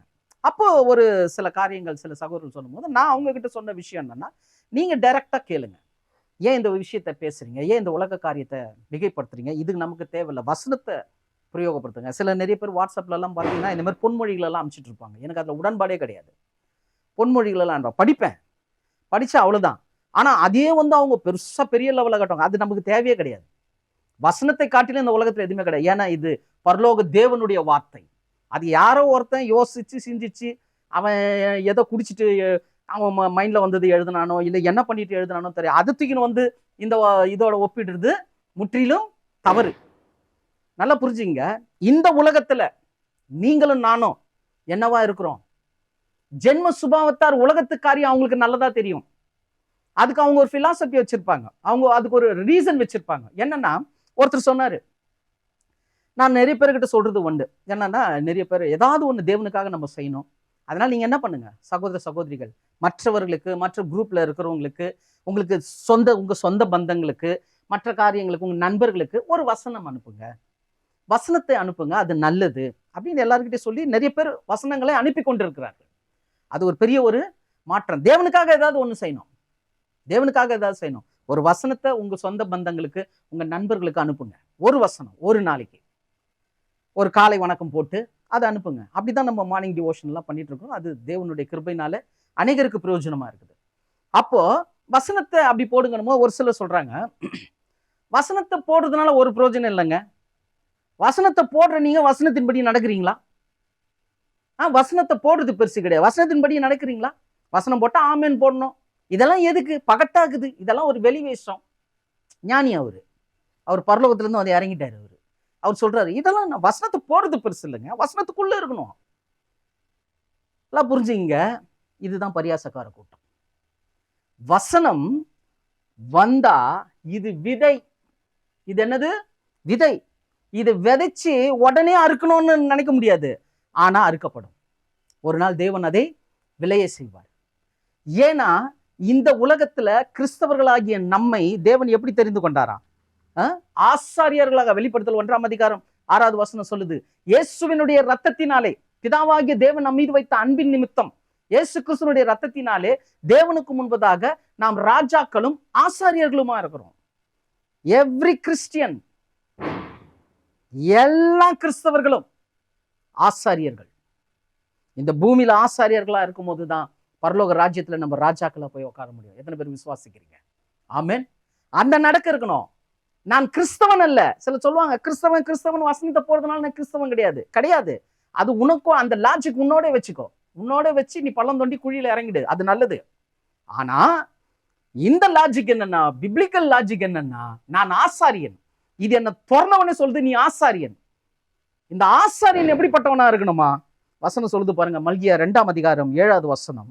ஆசாரியனுடைய உதடுகள் அறிவை காக்க வேண்டும் சொல்றாரு பாருங்க. அறிவு முதல்ல புடிச்சுக்குப்பா. வசனத்தை போட்டாதான் வசனத்துக்குள்ள இருக்கிறோம்னு அர்த்தம் கிடையாது. வசனத்தை போடுறதுனாலதான் வசனத்துக்குள்ள இருக்கிறோம்னு அர்த்தம். ஆமென். ரொம்ப முக்கியம். ஆசாரியனுடைய உதடுகள் அறிவை காக்கணும். வாயில வந்ததெல்லாம் பேசுறது இல்ல, யார் யாரோ சொன்னதெல்லாம் கேட்டு பேசுறது கிடையாது, என் மூளை சொல்றது பேசுறது கிடையாது, என் இருதயம் சொல்றது பேசுறது கிடையாது. சிலர்லாம் பாத்தீங்கன்னா தோஷர் பேசுற மாதிரி பேசிட்டு இருப்பாங்க, பாத்திருக்கீங்களா? அந்த மாதிரி கிடையாது. உதடுகள் அறிவை காக்க வேண்டும், வேதத்தை அவன் வாயிலே தேடுவார்களே. ஆமென். வேதத்தை அவன் வாயிலே தேடுவார்களே, அவன் சேனையினுடைய கர்த்தனுடைய தூதன். ஹல்லேலூயா. ஒவ்வொரு கிறிஸ்தவனும் ஆசாரியன். உங்களுடைய வாயில வேதத்தை உலகம் தேடுது. தாகமா இருக்கிற ஆத்துமாக்கள் தேடிட்டு இருக்குது. அப்போ வாயில இருந்து என்ன வரணும்? ஒருத்தர் போடுறாரு, உன்னை வெறுக்குகிறார்களா, உன்னை வெறுத்து ஒதுக்குகிறார்களா, அவர்களை விட்டு பிரிந்திரு, உன் வாழ்க்கை நலமா இருக்கும். மற்றவர்கள் உங்களுக்கு கொடுக்கும் அவமானத்தை நீங்கள் ஏற்றுக்கொள்ளாமல் மாறாக அவர்களை விட்டு விலகி போங்கள், உங்கள் வாழ்க்கை நல்லா இருக்கும். என்ன லாஜிக் இது? இதெல்லாம் ஒரு சோசியல் மீடியால போடுறோம்னா எவ்வளோ அந்த ஆசாரியனுக்குரிய அறிவே இல்லை. அந்த ஆசாரியன்ன்றதுக்குரிய அறிவே இல்லாம நடக்கிறாங்க. எவ்வளோ இது கடைசி காலங்க. இது பரியாசக்கார கும்பல் வந்துடுச்சு உள்ள. எல்லாம் இதான் நடக்குது. வேதம் தெளிவா சொல்லுது, உதடுகள் அறிவை காக்கணும், வேதத்தை அவன் வாயிலே தேடுவார்கள். அப்ப ஒவ்வொரு கிறிஸ்தவனுடைய வாயில வசனம் இருக்கணுங்க. வசனத்தை வாழ்க்கையில அப்ளை பண்ணுங்க, மற்றவங்களோடு கூட பகிர்ந்து கொள்ளுங்க. ஒரு வசனத்தை ஆட்டோலையோ கார்லயோ வாட்ஸ்அப்லயோ வேற ஏதோ சோசியல் மீடியால எங்கேயாவது பார்த்தீங்கன்னா, நீங்க ஆமேன்னு டைப் பண்றீங்களோ இல்லையோ, உங்கள் இருதயத்துல ஏதாவது சொல்லுங்க ஆமேன்னு சொல்லி அந்த வசனத்தை உரிமையாக்குங்க. ஏன்னா இது தேவனுடைய வார்த்தைக்கு நம்ம கொடுக்கிற மரியாதை. ஒரு பெரிய ஆளு நம்ம முன்னாடி நின்று பேசினா ஐயா பம்புறோம்ல, அந்த மாதிரிதான் கர்த்தர் பேசுற வார்த்தை. இதுக்கு நம்ம பம்பணும். என்னன்னா ஆமேன், இது என் வாழ்க்கையில் ஆக கடவுது. இதுதாங்க வார்த்தைக்கு கொடுக்கிற மரியாதை. ஒரு ஆசாரியன் வேதத்தை அவன் வாயில தேடுவார்களே, அவன் சேனையினுடைய கர்த்தருடைய தூதுவன். நீங்களும் நானும் கர்த்தருடைய சேனைகளின் கர்த்தருடைய தூதுவன். அப்ப நான் எப்படி இருக்கணும் இந்த உலகத்துல? நான் வசனங்களை கொடுக்கிறவனா இருக்கணும். வர ஆசாரின் உதடுகள் இப்படி இருக்கணுமே தவிர உலகத்துல இருந்து எடுக்கிறது இல்ல. அதுல 8வது வசனம் வாசிக்கிற பாருங்க, மல்கியா 2:8. நீங்களோ வருது பாருங்க, பரியாசக்கார கும்பலுக்கு சொல்றாரு, நீங்களோ வழியை விட்டு விலகி அநேகரை வேதத்தை குறித்து இடற பண்ணினீர்கள். வேதத்தை குறித்து இடற பண்ணுகிறீர்கள், லேவியின் உடன்படிக்கையை கெடுத்து போட்டீர்கள் என்று சேனைகளின் கர்த்தர் சொல்லுகிறார். நடக்குதுங்க இன்னைக்கு. இந்த பரியாசக்கார கும்பல் பண்ற சேஷ்டைங்க இருக்குது பாருங்க.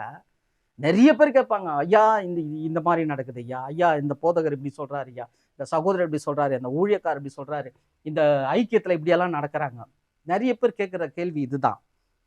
ஏன்னா அவங்க வழியை விட்டு விலகிட்டாங்க, சத்திய வழியை விட்டு விலகிட்டு அநேகரை வேதத்தை குறித்து இடற பண்ணுகிறார்கள். இன்னைக்கு பாருங்க, ஒரு சிலருக்கு இந்த கொண்டாட்டங்கள்லாம் பிடிக்கல. அந்த பண்டிகை கொண்டாடுறது, பிறந்தநாள் கொண்டாடுறது இவருக்கு பிடிக்காது. இவருக்கு பிடிக்கலன்னா யாருக்குமே பிடிக்கக்கூடாது.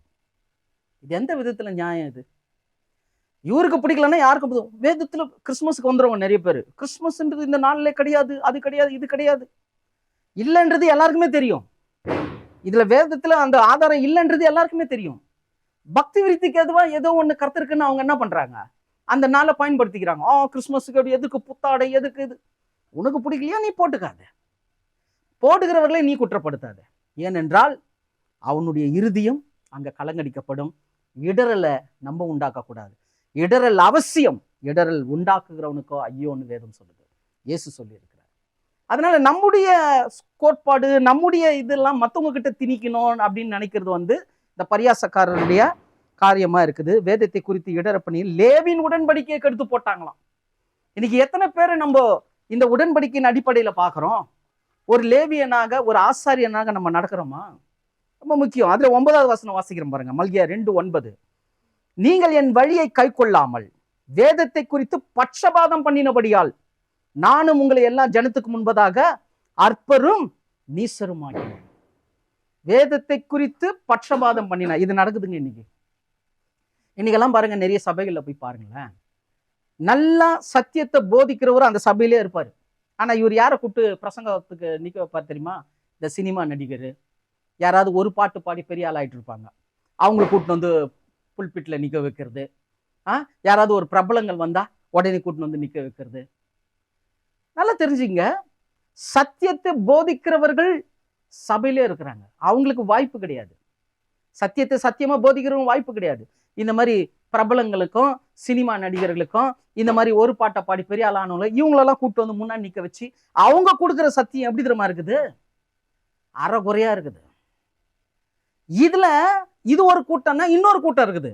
அது எப்படின்னா நல்ல சத்தியத்தை உள்ளே விடாது. அவங்க பேச சில சபைகள்லாம் சொல்லுவாங்க, ஐயா எங்க ஐயா பேசுவாரு, எங்க ஐயா கத்துது, எங்க பாஸ்டர் அம்மா பேசுவாங்க, பாஸ்டர் அம்மா பாஸ்டர் பிள்ளைங்க இப்படிதான் பேசுறாங்க, பாஸ்டர் மச்சான் பேசுறாரு, இவங்க பேசுறாங்க, அவங்க பேசுறாங்க. உண்மையிலே நான் ஒரு விஷயத்தை சொல்லிக்கொள்ள விரும்புகிறேன். சிலர் பேசுகிறார்கள், உண்மையிலே நன்றாக பேசுகிறார்கள், அதுக்கு நான் மாற்று கருத்தை சொல்லல. நன்மைக்கு ஏதுவான சத்தியத்தை சத்தியமாய் பகிர்ந்து கொள்ளுகிற நடிகர்கள், இந்த மாதிரி வெளியில இருக்கிற பிரபலங்கள் உண்டு. குடும்பத்தார கூட்டின்னு வந்து சபையில போதகர் வந்து தன்னுடைய குடும்பத்தார உள்ள கொண்டு வந்து நிக்க வைக்கிறார்னா அவங்க சத்தியத்தை சத்தியமா போதிக்கிறவர்களா இருந்தால் வரவேற்கப்பட வேண்டும். அவர்களை குறித்து நான் குறை சொல்லல, அதை குறித்து நான் பேசல. அப்படி பார்க்கிறவர்கள் இதை பார்த்தால் தேவனுடைய நாமத்துக்கு மகிமை உண்டாகட்டும், அவர்களை குறித்து சொல்லல. ஆனா இந்த சத்திய அறிவே இல்லாத, ஒரு மெச்சூரிட்டியே இல்லாத ஆளை கொண்டு வந்து புல்பிட்ல நிக்க வைக்கிறது, அது பரியாசக்காரனுடைய வேலை. இதுக்கு என்ன காரணம் தெரியுங்களா? சிம்பிளா சொல்றேன் பாருங்க. அதுக்கு நல்ல ஒரு டெஃபினேஷன் கொடுக்குறாங்க எபிரேயத்துல. வேதத்தை குறித்து பட்சபாதம் பண்ணுகிறது. உங்களை எல்லா ஜனத்துக்கு முன்பதாக அற்பரும் நீசரும் ஆக்கினேன். இது விஷயம் அப்படின்னா ஒரு ஞானமா நடக்கிறது. அவங்களை பொறுத்த வரைக்கும் ஞானம் எப்படின்னா, இப்போ உதாரணத்துக்கு நான் இருக்கிறேன், இப்போ நான் மற்றவங்க மத்தியில் அழகா தெரியணும் அப்படின்னு நான் நினைச்சேன்னா, இது கேட்கறதுக்கு கொஞ்சம் கஷ்டமா தான் இருக்கணும், கஷ்டமாக தான் இருக்கும். இருந்தாலும் உங்க தலையெழுத்து கேட்டு தான் ஆகணும். இப்போ நான் மற்றவங்க முன்னாடி நான் என்னை அழகா காட்டிக்கணும் அப்படின்னா நான் என்ன பண்ணுவேன்? என்னுடைய அழகுல கம்மியா இருக்கிறவங்கள 4 பேரை கூட வச்சுக்குவேன். இந்த 4 பேர் என்னுடைய அழகுல கம்மியா இருக்கும்போது நான் எப்படி தெரிவேன்? அழகா தெரிவேன். இதே லாஜிக் தான் பரியாசக்காரனுடைய லாஜிக். இவருக்கு சரியா போதிக்க தெரியாது, இவருக்கு போதிக்க தெரியாதனால இவர் கீழே வச்சுக்கிறதுங்க அதோடைய மோசமா இருக்கும். இப்ப இவர் எப்படி தெரிவார்? ஜனங்க மத்தியில பெஸ்டா தெரிவார். இது சபையில நடக்குதுங்க. பட்சபாதம், சத்தியம் இடறி பூமியில வீதியில விழுந்துட்டுன்னு வசனம் இருக்குது ஏசாயால. இன்னைக்கு வளர்ச்சிக்குரிய சத்தியங்கள் இல்லை, பைபிள் எடுத்து படிக்கிறாங்க.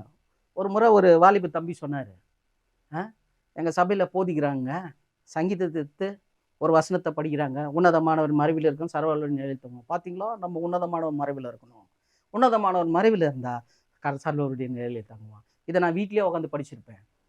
பெட்ரோல் செலவு பண்ணி அவ்வளோ தூரம் போயிட்டு அங்கே போய் அவர் படித்து எக்ஸ்பிளைன் பண்ணுறதுக்கு தேவையில்லை. நடக்குதுங்க. நம்ம நினச்சிக்கிறோம் கேட்குறவங்க எல்லாருமே ஒன்றுமே தெரியாதவங்க, நம்மளுக்கு தான் எல்லாம் தெரியும்னு நினைக்கிறோம். இதான் பரியாசக்காரருடைய மூளை. ஆனால் நல்லா தெரிஞ்சுங்க, கேட்கிறவர்கள் நம்மை காட்டிலும் பலவான்கள். ஏன்னா நம்ம ஒரு செய்தி தான் கொடுக்குறோம், அவங்க 1000 செய்தி கேட்குறாங்க. அவங்க நிறைய செய்தியை கேட்குறாங்க, அவங்க வளர்ந்துருக்குறாங்க. அப்போ வளர்ச்சிக்குரிய உபதேசங்களை கொடுக்கணும். இப்படி மாயம் பண்றது தான் அவங்க ஜனங்கள் மத்தியில் அங்கீகாரமே இல்லை. இன்னைக்கு நிறைய பேர் சொல்லுவாங்க, நானும் சொல்லுவாங்க இல்லையா, நானும் திருடன் அப்படின்ற மாதிரி, நானும் ரவுடின்ற மாதிரி, நானும் பாஸ்டர்னா ஜனங்க அங்கீகரிக்கலையே, ஜனங்கள் அந்த மதிப்பை கொடுக்கறது இல்லையே. இன்னைக்கு ஓப்பனா இன்னொரு சபையில இருக்கக்கூடிய போதகருடைய உபதேசத்தை மற்ற சபையில இருக்கிறவங்க பேசுறாங்க, போய் கேட்குறாங்க. அநேகர் வெளியில போயிட்டு நிறைய சபையிலுடைய செய்தியை கேட்குறாங்க, யூடியூப்ல நிறைய ஊழியக்காரர்களுடைய செய்தியை கேட்குறாங்க. அந்த சபையில இருக்கிற ஒரே சேனல் வச்சுக்கிறாரு, அவங்க பார்க்கறது கிடையாது. ஏன்?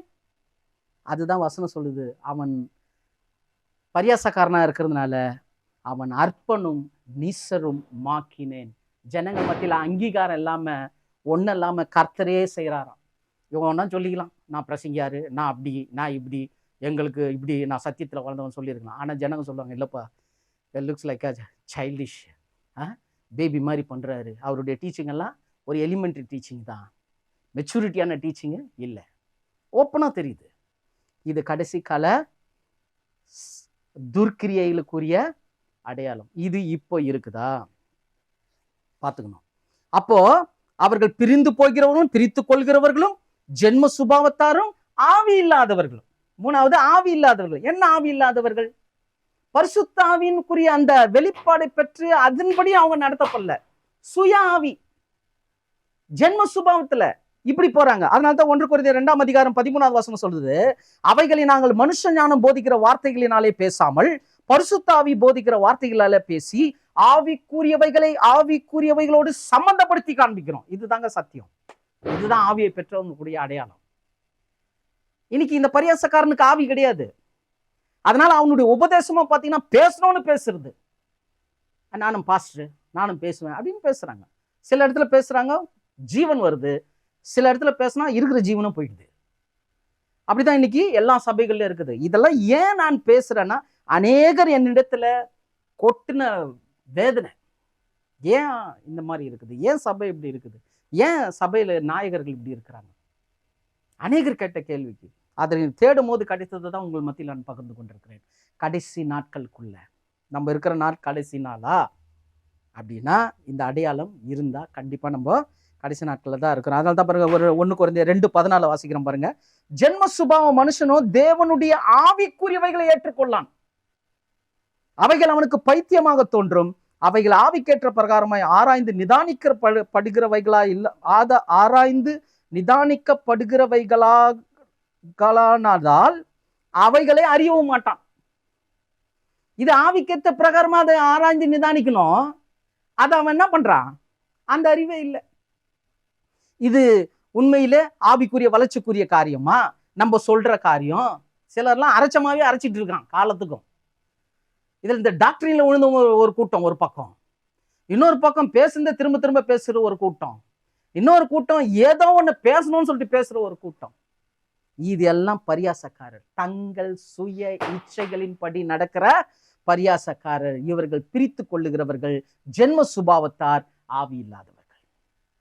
இந்த அடையாளத்தை வச்சு நம்ம தெளிவா என்ன பண்ணணும் தெரிஞ்சுக்கணும். அதனால்தான் பாருங்க 1 கொரிந்தியர் 2:15, ஆவிக்குரியவன் எல்லாவற்றையும் ஆராய்ந்து நிதானிக்கிறான், ஆனாலும் அவன் மற்றொருவனாலும் ஆராய்ந்து நிதானிக்கப்படான். சிலர்லாம் வந்து நின்னோன்னு சொல்றாங்க, ஏதோ ஒண்ணு பேச போறான்பா, நிதானிக்கிறது. இவரா இதாங்க பேசுவாரு, நான் நடுவில் கொண்டு கொஞ்சம் ஜோக் அடிப்பாரு, அது நம்ம தலையெழுத்து நம்மளும் சிரிச்சு தான் ஆகணும். சிலர்லாம் ஜோக் அடிக்கிறாங்க, அடிக்கிற அவங்க ஜோக் அடிச்சு அவங்களே சிரிச்சுப்பாங்க. இன்னும் ஒரு சிலர் ஜோக் அடிக்கிறதுக்கு முன்னாடியே சிரிப்பான். அந்த மாதிரி கூட்டம் இருக்குது. இந்த மாதிரி ஆட்கள் எல்லாம் வளர்த்து விட்டு இதெல்லாம் அந்த அறியாத விசுவாசிகள் தான். நல்லா புரிஞ்சுங்க, அது காமெடி பண்ற ஒரு இடம் கிடையாது. அதுங்க சத்தியத்தை சத்தியமா இருக்கணும். ஆவிக்குரியவர்களை ஆவிக்குரியவைகளோடு சம்பந்தப்படுத்தி காட்டணும். ஆவிக்குரியவை எல்லாவற்றையும் ஆராய்ந்து நிதானிக்கணும். அப்படி இருக்கும்போது அவன் மற்றவர்களால் ஆராய்ந்து நிதானிவான். இவர் இதாங்க பேசுவாரு, இவரா இப்படி தாங்க பேசுவாரு அப்படி சொல்றது இல்லை. இவரா இன்னைக்கு ஒரு புதிய காரியத்தை கற்றுக் கொடுப்பார், இவர் விதவிதமா சொல்லுவார். இதுதாங்க நம்ம ஆவிக்குரிய ஆகாரத்தை கொடுக்கும்போது நிறைய டிஷ்ஷை கொடுக்கணும். வேதத்துல ஃபுல்லா இருக்குது. முழு நேரம் ஊழியன்னு சொல்லிட்டு வீட்டில் உட்காந்து யூடியூப்பை பார்த்துட்டு சமைச்சிக்கின்னு சாப்பிட்டுக்கிட்டு இப்படி போக்கு சொல்லிட்டு ஊரை சுத்துற ஆட்கள் நிறைய பேர் இருக்கிறாங்க. கேட்டா முழு நேரம் ஊழியம். இவங்க முழு நேரம் ஊழியன்றது எதை வச்சு கண்டுபிடிக்கலாம் தெரியுமா? அவங்க பேசுற வார்த்தைகளை வச்சுதான், அவருடைய சத்தியத்தை வச்சு கண்டுபிடிச்சிடலாம். ஒரு வார காலம் சும்மா இருந்துட்டு ஞாயிற்றுக்கிழமை வந்து அந்த நீங்க கொடுக்குற அந்த சத்தியம் எப்படிப்பட்ட சத்தியமா இருக்கணும்? பரியாசக்காரனுக்கு அது இல்லை. அதான் பாருங்க 1 கொரிந்தியர் 2:14 சொல்லுது, கர்த்தருக்கு போதிக்கத்தக்க அவருடைய சிந்தையை அறிந்தவன் யார்? எங்களுக்கோ கிறிஸ்துவின் சிந்தை உண்டா இருக்கு. கிறிஸ்துவின் சிந்தை வரணுங்க. ஜனங்களை பார்க்கும் போது இயேசு சொல்றாரு, மேய்ப்பன் இல்லாத ஆடுகளை போல இருக்கிறாங்க, மனதுருகுகிறார். இன்னைக்கு ஆத்துமாக்கள் மேல கரிசனை இருக்குதா? ஆத்துமாக்களுக்கு நல்ல சத்தியத்தை கற்றுக் கொடுத்து அவங்கள முன்னேறணும் இருக்குதா? நல்ல சத்தியங்களை கற்றுக் கொடுக்கிறவர்களை முன்ன கொண்டு வந்து அவர்களை ஆளாக்கி சத்தியத்தை விரிவுபடுத்தி அநேகரை எழுப்பணுன்ற அந்த எண்ணம் இருக்குதா? தனக்கு வந்தா போதும், தான் நல்லா இருந்தா போதும். நீங்க நிறைய சபைகளை போய் பாருங்க, விசுவாசி முன்னேறாங்களோ இல்லையா, பாஸ்டர் முன்னேறிட்டு இருப்பாரு. புரியுதுங்களா? அப்போ இதெல்லாம் நம்ம நிதானிக்க வேண்டியது அவசியமா இருக்குது. அடுத்த காரியம், அதாவது நாம் இருக்கிற காலம் கடைசி காலம் என்பதற்குரிய துர்க்கிரியைகள் சபைகள்ல இருக்குது. அதுல முதல் கிரியை என்னன்னா, தங்கள் சுய இச்சைகளின்படி நடக்கிற பரியாசக்காரர்கள் வந்து இவர்கள் பிரித்து கொள்ளுகிறவர்களும் ஜென்ம சுபாவத்தாரும் ஆவி இல்லாதவர்களுமா இருக்கிற அடையாளம். ரெண்டாவது அடையாளம் என்ன அப்படின்னு பார்த்தீங்கன்னா, யாக்கோபு 5ஆம் அதிகாரம் 3வது வசனம். உங்கள் பொன்னும் வெள்ளியும் துரு பிடித்து அவைகளில் உள்ள துரு உங்களுக்கு விரோதமாய் சாட்சியாயிருந்து அக்கினியை போல் உங்கள் மாம்சத்தை தின்னும் கடைசி நாளிலே பொக்கிஷத்தை சேர்த்தீர்கள். யாக்கோபு 5ஆம் அதிகாரம் 3வது வசனம். கடைசி நாளிலே பொக்கிஷத்தை சேர்த்தீர்கள். இதுவும் நடக்குது. இன்னைக்கு இந்த கடைசி நாள்ல சத்தியத்தை அறிந்து சத்தியத்துக்கு ஏதுவா ஓட்டம் ஓடணும்ன்றது போய் இன்னைக்கு நல்லா ஜனங்க கிட்ட இருந்து வாங்கி என்ன பண்றாங்க, சேர்த்து வைக்கிறாங்க.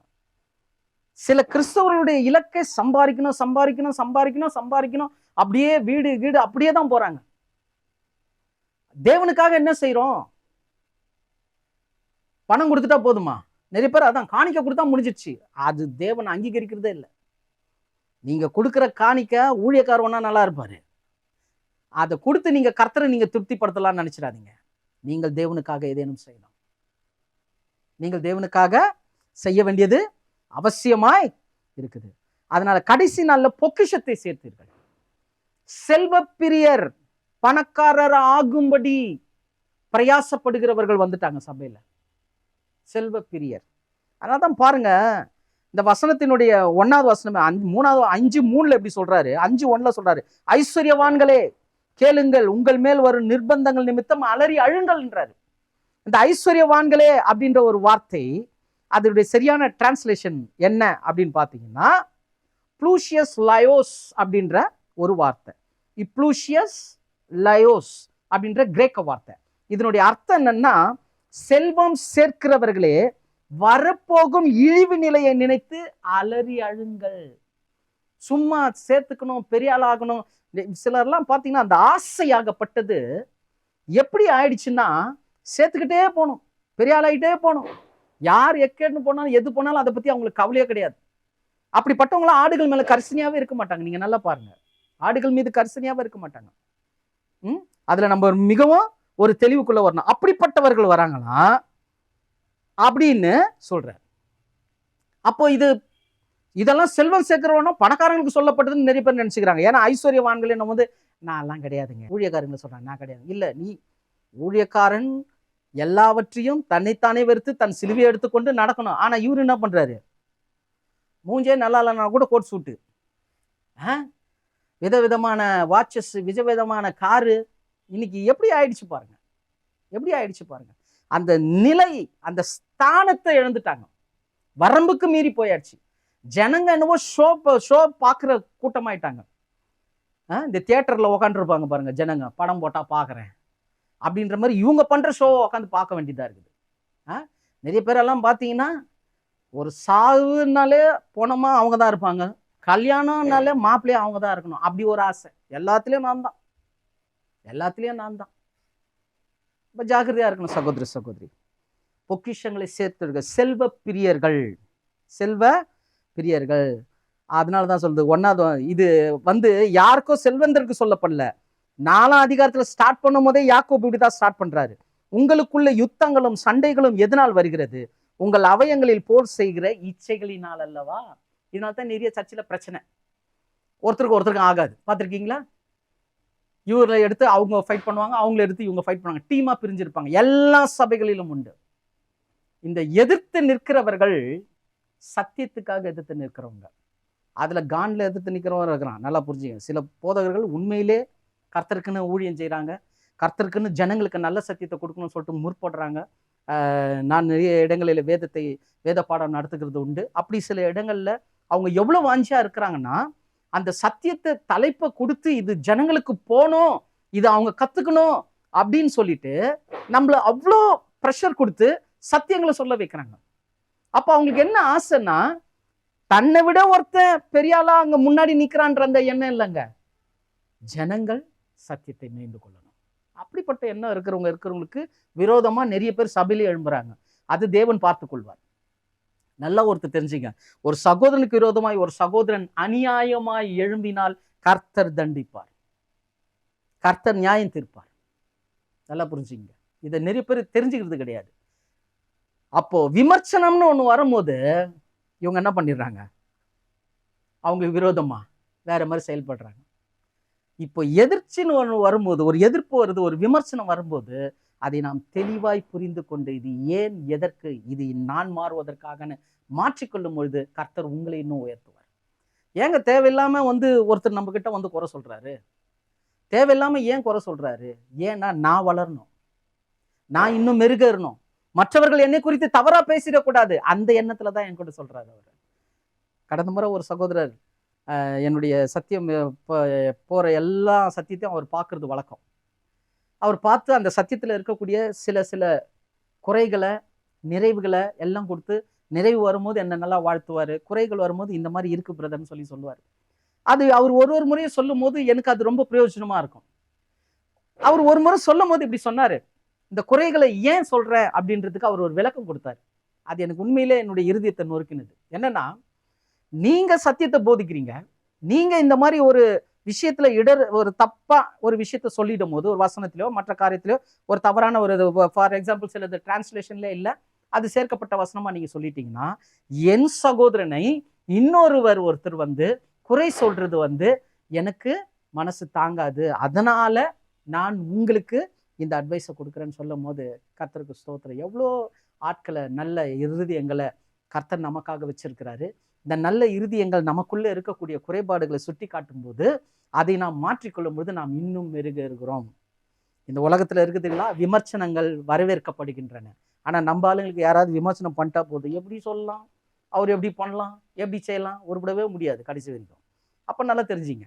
அப்போ கடைசி நாட்கள்ல செல்வந்தர்கள், பணப்பிரியர்கள், செல்வந்தராக விரும்புகிறவர்கள், அந்த பொக்கிஷங்களை சேர்த்து வைக்கிறவர்கள், இப்படிப்பட்ட ஒரு கூட்டத்தை வராங்க. இவங்களுடைய நோக்கம் என்ன தெரியுமா? வசதி, நிறைவு, இதுதான் பண்றாங்க. இதுல ஒரு சிலர் இப்படி நினைச்சுக்கிறாங்க. ஒரு புகழ்பெற்ற ஒரு பிரசங்கியார், ரொம்ப ஃபெமிலியரான ஒரு பிரசங்கியார், சென்னை பட்டணத்துல இருக்கா. ஒரு பேர் சொல்ல நான் விரும்பல. அவர் எனக்கு ரொம்ப நெருங்கிய ஒரு நண்பர். அவர் ஒரு காலகட்டத்தில் ஒரு குறிப்பிட்ட நிறுவனத்துல இருந்தாரு. அந்த நிறுவனத்துல இருந்து ஏதோ சில பிரச்சனைகளால அவர் அந்த சபையை விட்டு அவர் வெளியில அனுப்பப்பட்டார். நல்ல ஒரு பிரசங்கியார், நல்ல சத்தியத்தை சத்தியமாய் போதிக்கிற ஒரு மனிதர். வெளியில வந்தாரு. வெளியில அவர் ஒரு சபையை ஆரம்பிச்சாரு. அவர் சபையை ஆரம்பித்த உடனே அந்த இடத்துல கர்த்தர் அவரை உயர்த்தினார். அவர் கொஞ்சம் உயர நிறைய நண்பர்கள் கிடைத்தார். அதுல சென்னையில இன்னும் ஒரு 2 பெரிய பிரசங்கியார் அவருக்கு கிடைச்சாங்க. இப்படி இவங்க 3 பேரை சேர்ந்து திடீர்னு ரொம்ப பெரிய லெவலுக்கு வந்தாங்க. பெரிய லெவலுக்கு கடைசியில டாக்டரின்ன்ற அந்த சத்தியம் இருக்குது பாருங்க, அது அப்படியே டாக்டரினா மாறிடுச்சு. உங்களுக்கு எப்படி டாக்டரினா மாறிச்சுன்னா, இதுதான் இது இருந்தா போதும்ன்ற மாதிரி ஆயிட்டாங்க. ஒரு ஸ்டேஜ் வந்த உடனே வரம்புக்கு மீறி சாவே கிடையாது அப்படின்ற மாதிரி எல்லாம் பிரசங்கம் பண்ண ஆரம்பிச்சிட்டாங்க. அது விமர்சனங்கள், ஏகப்பட்ட விமர்சனங்கள் அநேகர் யூடியூப்ல அவங்கள போட்டு வறுத்து எடுக்க ஆரம்பிச்சிட்டாங்க. நிறைய வீடியோஸ் இவங்களை குறிச்சு, நிறைய கமெண்ட்ஸ், தப்பா இவங்களை குறிச்சு வல்கரான வார்த்தைகளெல்லாம் பயன்படுத்தி பேசுறது இருந்தாங்க. அவர் எனக்கு சில நேரங்களில் தொலைபேசியில் என் கூட பேசுவது உண்டு. அப்படி அவர் ஒரு முறை என்கிட்ட பேசும்போது நான் சொன்னேன், என்னுடைய சகோதரன் அவர் குறித்து ஒரு தவறான எண்ணங்கள் மற்றவர் பேசும்போது நான் சொன்னேன், இந்த ஒரு விஷயம் எனக்கு ரொம்ப வருத்தமா இருக்கு, நீங்க உங்களை என்ன பண்ணீங்க, மாற்றிக்கொள்ளுங்க, நீங்க வளர பாருங்க, விமர்சனங்கள் வரும்போது உங்களை நீங்க மாத்திக்கங்க பிரதர், இது கேட்கறதுக்கு ரொம்ப கஷ்டமா இருக்கு அப்படின்னு சொல்லும் போது அவர் ஒரு விஷயம் சொன்னார். என்ன சொன்னார் தெரியுங்களா?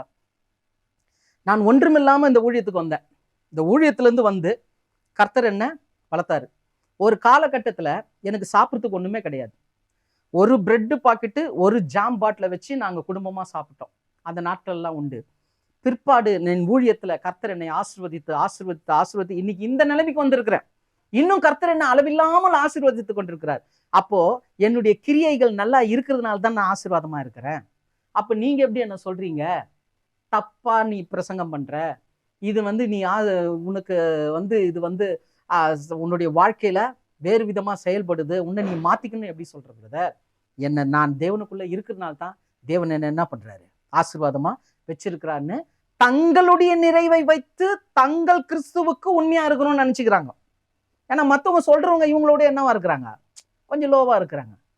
அப்போ எனக்கும் தோணுச்சு, ஒருவேளை ஆமா கர்த்தர் அவரை ஆசீர்வச்சிருக்கிறாரு, நமக்கு ஒண்ணும் இல்லை, ஆனா கர்த்தர் அவரை ஆசீர்வச்சிருக்கிறாரு. அப்ப அவனுடைய கோட்பாடெல்லாம் தப்பா இருக்குதே, சத்தியம் போதிக்கிற விதம் தப்பா இருக்குதே, அது வசனத்துக்கு ஒவ்வொல்லையே அப்படின்னு பார்த்து தேடும் போதுதான் கர்த்தர் இந்த வசனத்தை கொடுத்தார்.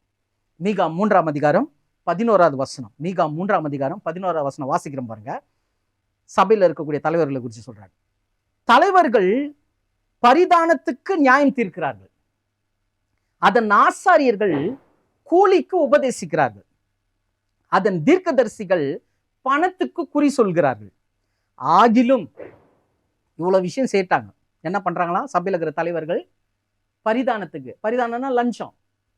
எப்படின்னா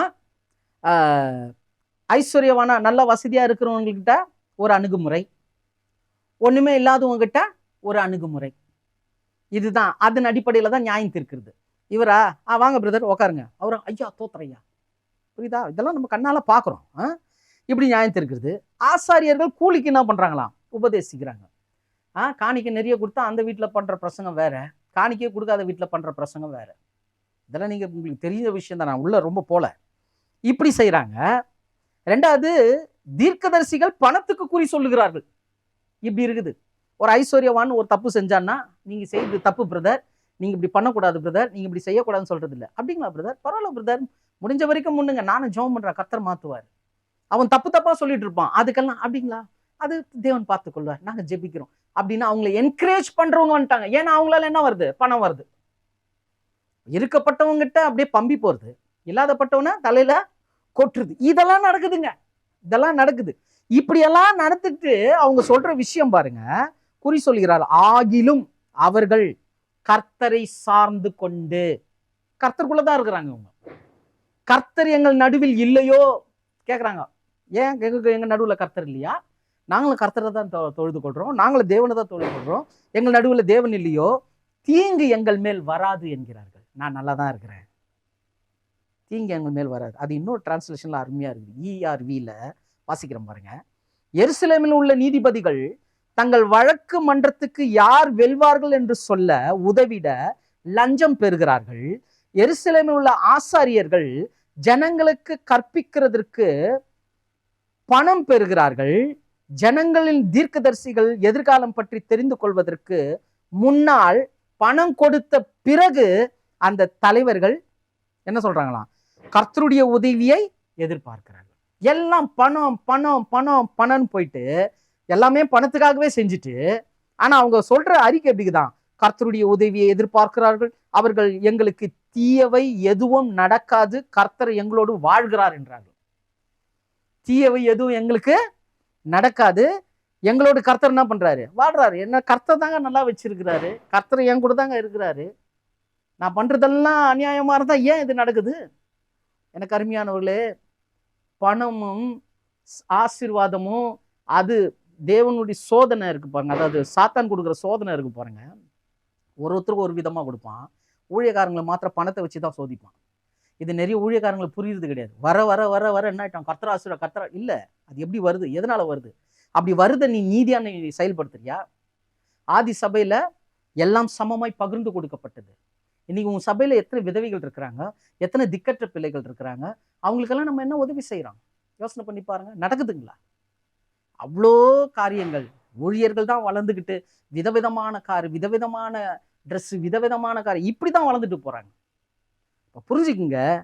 அதான் இன்னொரு பொதுமொழிபெயர்ப்பு திருவிவிலியத்துல எப்படி சொல்லிருக்கு? ஆயினும் ஆண்டவரது துணியை நம்பி, ஆண்டவர் மேலதான் நம்பிக்கை இருக்கிறாங்க, ஆண்டவர் நம் நடுவில் இருக்கிறார் அல்லவா சொல்றாங்க. ஆண்டவர் என் கூட தான் இருக்கிறாங்க, எனவே தீமை நம்மை அணுகாது என்று சொல்லிக் கொள்கிறார்கள். ஆண்டவர் என் கூட தான் இருக்கிறார். பிரதர் நீங்க தப்பா பண்றீங்க பிரதர், அவருக்கு தெரியலங்க. பாருங்க நம்மளை கர்த்தர் எப்படி வச்சுக்கிறார். நான் நல்லா இருக்கிறேன், எனக்கு எல்லாம் வருது, உனக்கு வருது, ஆனா உன்னை விட்டு போறது உனக்கு தெரியல. சகோதர சகோதரி, இப்படி ஜனங்கள் கடைசி நாட்கள்ல இருக்கிறாங்க. ஆனா தான் பாருங்க, இந்த காரியத்தை நம்ம திறன்பட தெளிவா புரிஞ்சுக்கணும். பணக்காரராக வேண்டிய ஆசையில ஓடுற கூட்டம் இன்னைக்கு இருக்குதா? பரியாசக்காரர் கூட்டம் இருக்குதா? மூன்றாவது கடைசி காரியம் 2 தீமோத்தேயு 3ஆம் அதிகாரம் 1வது வசனம். மேலும் கடைசி நாட்களில் கொடிய காலங்கள் வரும் என்று அறிவாயாக. கடைசி நாட்களில் கொடிய காலங்கள் வரும் என்று அறிவாயாக சொல்லிட்டு ஒரு லிஸ்ட் கொடுக்குறாரு. 1, 2, 3, 4 வசனம். 2வது வசனம் வாசிக்கிறீங்க. எப்படி எனில் கடைசி நாட்கள்ல இருக்கிறாங்க. இப்படி சபை நாயகர்கள் பரியாசக்காரர்களாகவும் செல்வத்தை சேர்க்கிறவர்களாக இருக்கிறதுனால சபையில இருக்கிற விசுவாசிகள் எப்படி மாறிட்டாங்கன்றது தான் இங்க சொல்றாரு. கொடிய காலம், கடைசி நாள்ல கொடிய காலம். எப்படி மாறிட்டாங்களாம்? மனுஷர் தற்பிரியராயும் பணப்பிரியராயும் வீம்புக்காரராயும் அகந்தை உள்ளவர்களாயும் தூஷிக்கிறவர்களாயும் தாய் தகப்பன்மாருக்கு கீழ்ப்படியாதவர்களாயும் நன்றி அறிதல் இல்லாதவர்களாயும் பரிசுத்தம் இல்லாதவர்களாயும் சுவாப அன்பில்லாதவர்களாயும் இணங்காதவர்களாயும் அவதூறு செய்கிறவர்களாயும் இச்சை அடக்கம் இல்லாதவர்களாயும் கொடுமை உள்ளவர்களாயும் நல்லோரை பகைக்கிறவர்களாயும் துரோகிகளாயும் துணிகரம் உள்ளவர்களாயும் இருமாப்புள்ளவர்களாயும் தேவ பிரியராய் இராமல் சுகபோக பிரியராய், நல்லா ஜாலி பண்றது, சுகபோக பிரியராயும் தேவ பக்தியின் வேஷத்தை தரித்து அதன் பலனை மறுதலிக்கிறவர்கள் இருப்பார்கள். இப்படிப்பட்டவர்களை நீ விட்டு விலகு. தெளிவா சொல்லிட்டார் பவுல். 19 குணங்களை சொல்றார். 19 குணங்களை சொல்றார். அப்ப எனக்கு அருமையானவர்களே, தேவன் அன்பா இருக்கிறாரு, அந்த அகாப்பே அன்பு எங்க போச்சுங்க? இன்னைக்கு வந்தா வரட்டும், வர கட்டி போட்டோம். சில இடங்களெல்லாம் ஆத்துமாக்களெல்லாம் எப்படி ட்ரீட் பண்றாங்க? இருந்தா இருக்கட்டும், இருக்க கட்டி போட்டோம். அதை பத்தி நம்மளுக்கு கவலை இல்லை. 100 ஆடுகளை இருந்து ஒரு ஆடு தொலைஞ்சு போச்சு. அந்த ஒரு ஆடை தேடி போனவர் தான் மேய்ப்பன். ஆனா இன்னைக்கு ஒரு ஆடு போட்டோம்னு சொல்லி விடுறவன் கூலியாள். நல்லா புரிஞ்சுங்க, மேய்ப்பனுக்கும் கூலியாளுக்கும் வித்தியாசம் கண்டுபிடிக்கணும். ஆடுக்கும் ஓனாய்க்கும் வித்தியாசம் கண்டுபிடிக்கணும். கர்த்தர் நிச்சயமாகவே அப்படியாய் நம்மை நடத்துவார் என்று நான் கர்த்தருக்குள்ள விசுவாசிக்கிறோம். ஸோ இந்த கடைசி நாட்கள்ல நம்முடைய காலம் கடைசி காலமா என்ற தலைப்புல நம்ம இந்த சத்தியத்தை பார்த்தோம். முதல்ல இந்த சபையில நடக்கிற நற்கிரியைகள் 3 காரியத்தை பார்த்தோம். முதலாவது காரியம், ஆவின் அபிஷேகத்தை பெற்று மணவாட்டி சபையா எழும்புற ஒரு கூட்டம் சபையில வந்துடுச்சு. இது கடைசி நாட்களுக்குரிய அடையாளம். 2வது, விசுவாசத்தை பெற்று தேவனுடைய பலத்தினால் நம்ம இடைப்படுத்தி கொண்டு பரலோக ராஜ்யத்துக்குரிய அந்த நம்பிக்கை அடைஞ்சு கிறிஸ்துவை நம்பிக்கையாய் கொண்டு ஓடுற ஒரு கூட்டம் இந்த சபையில இருக்கிறாங்க. இது அவருடைய கடைசி நாட்களுக்குரிய அடையாளம். 3வது, வசனம் நம்ம நியாயம் தீர்க்கும் என்ற தெய்வ பயத்தோடு இருக்கிற கூட்டம் இருக்கிறாங்க. நம்மளும் அப்படி மாறுறோம். இது உலகத்தின் முடிவு காலத்துக்கு அந்த கடைசி நாட்களுக்குரிய சபைக்குரிய 3 நற்கிரியைகளின் அடையாளம். துர்க்கிரியைகளின் அடையாளம் 3 பார்த்தோம். அதுல 1, தங்கள் இச்சையின்படி நடக்கிற பரியாசக்காரர்கள் தலைவர்களாகவும் விசுவாசிகளாகவும் இருக்கிறாங்க. அவங்கள அடையாளம் கண்டுபிடிக்கணும். 2வது, ஐஸ்வர்ய பிரியர்கள், செல்வந்தர் ஆகணும்னு சொல்லிட்டு பணத்தை மணியாக வச்சுட்டு அந்த பண ஆசை இல்லாத மாதிரி நடிக்கிற சில ஐஸ்வர்ய பிரியர்கள், செல்வ பிரியர்கள் இருக்கிறாங்க. அவங்களும் சபையில தான் இருக்கிறாங்க. இது ஒரு அடையாளம். கடைசியாக, விசுவாசியின் இந்த 13 குணங்கள் இன்னைக்கு விசுவாசிகளுக்குள்ள இருக்குது. அது நமக்குள்ள இருக்குதா? நம்ம மற்றவங்ககிட்ட பார்க்குறோமா? அதே நம்முடைய வாழ்க்கையில நம்ம எடுத்து போட வேண்டும். கர்த்தர் இந்த வார்த்தைகளை உங்களை ஆசீர்வதிப்பாராக. சகோதர சகோதரி, இன்னும் அநேக காரியங்களை நம்ம வருகிற நாட்கள்ல பார்க்கலாம். கர்த்தர் நம்மோடு இருந்து அரும்பெரும் காரியங்கள் செய்வார். கர்த்தர் உங்களை ஆசீர்வதிப்பாராக. ஆமென்.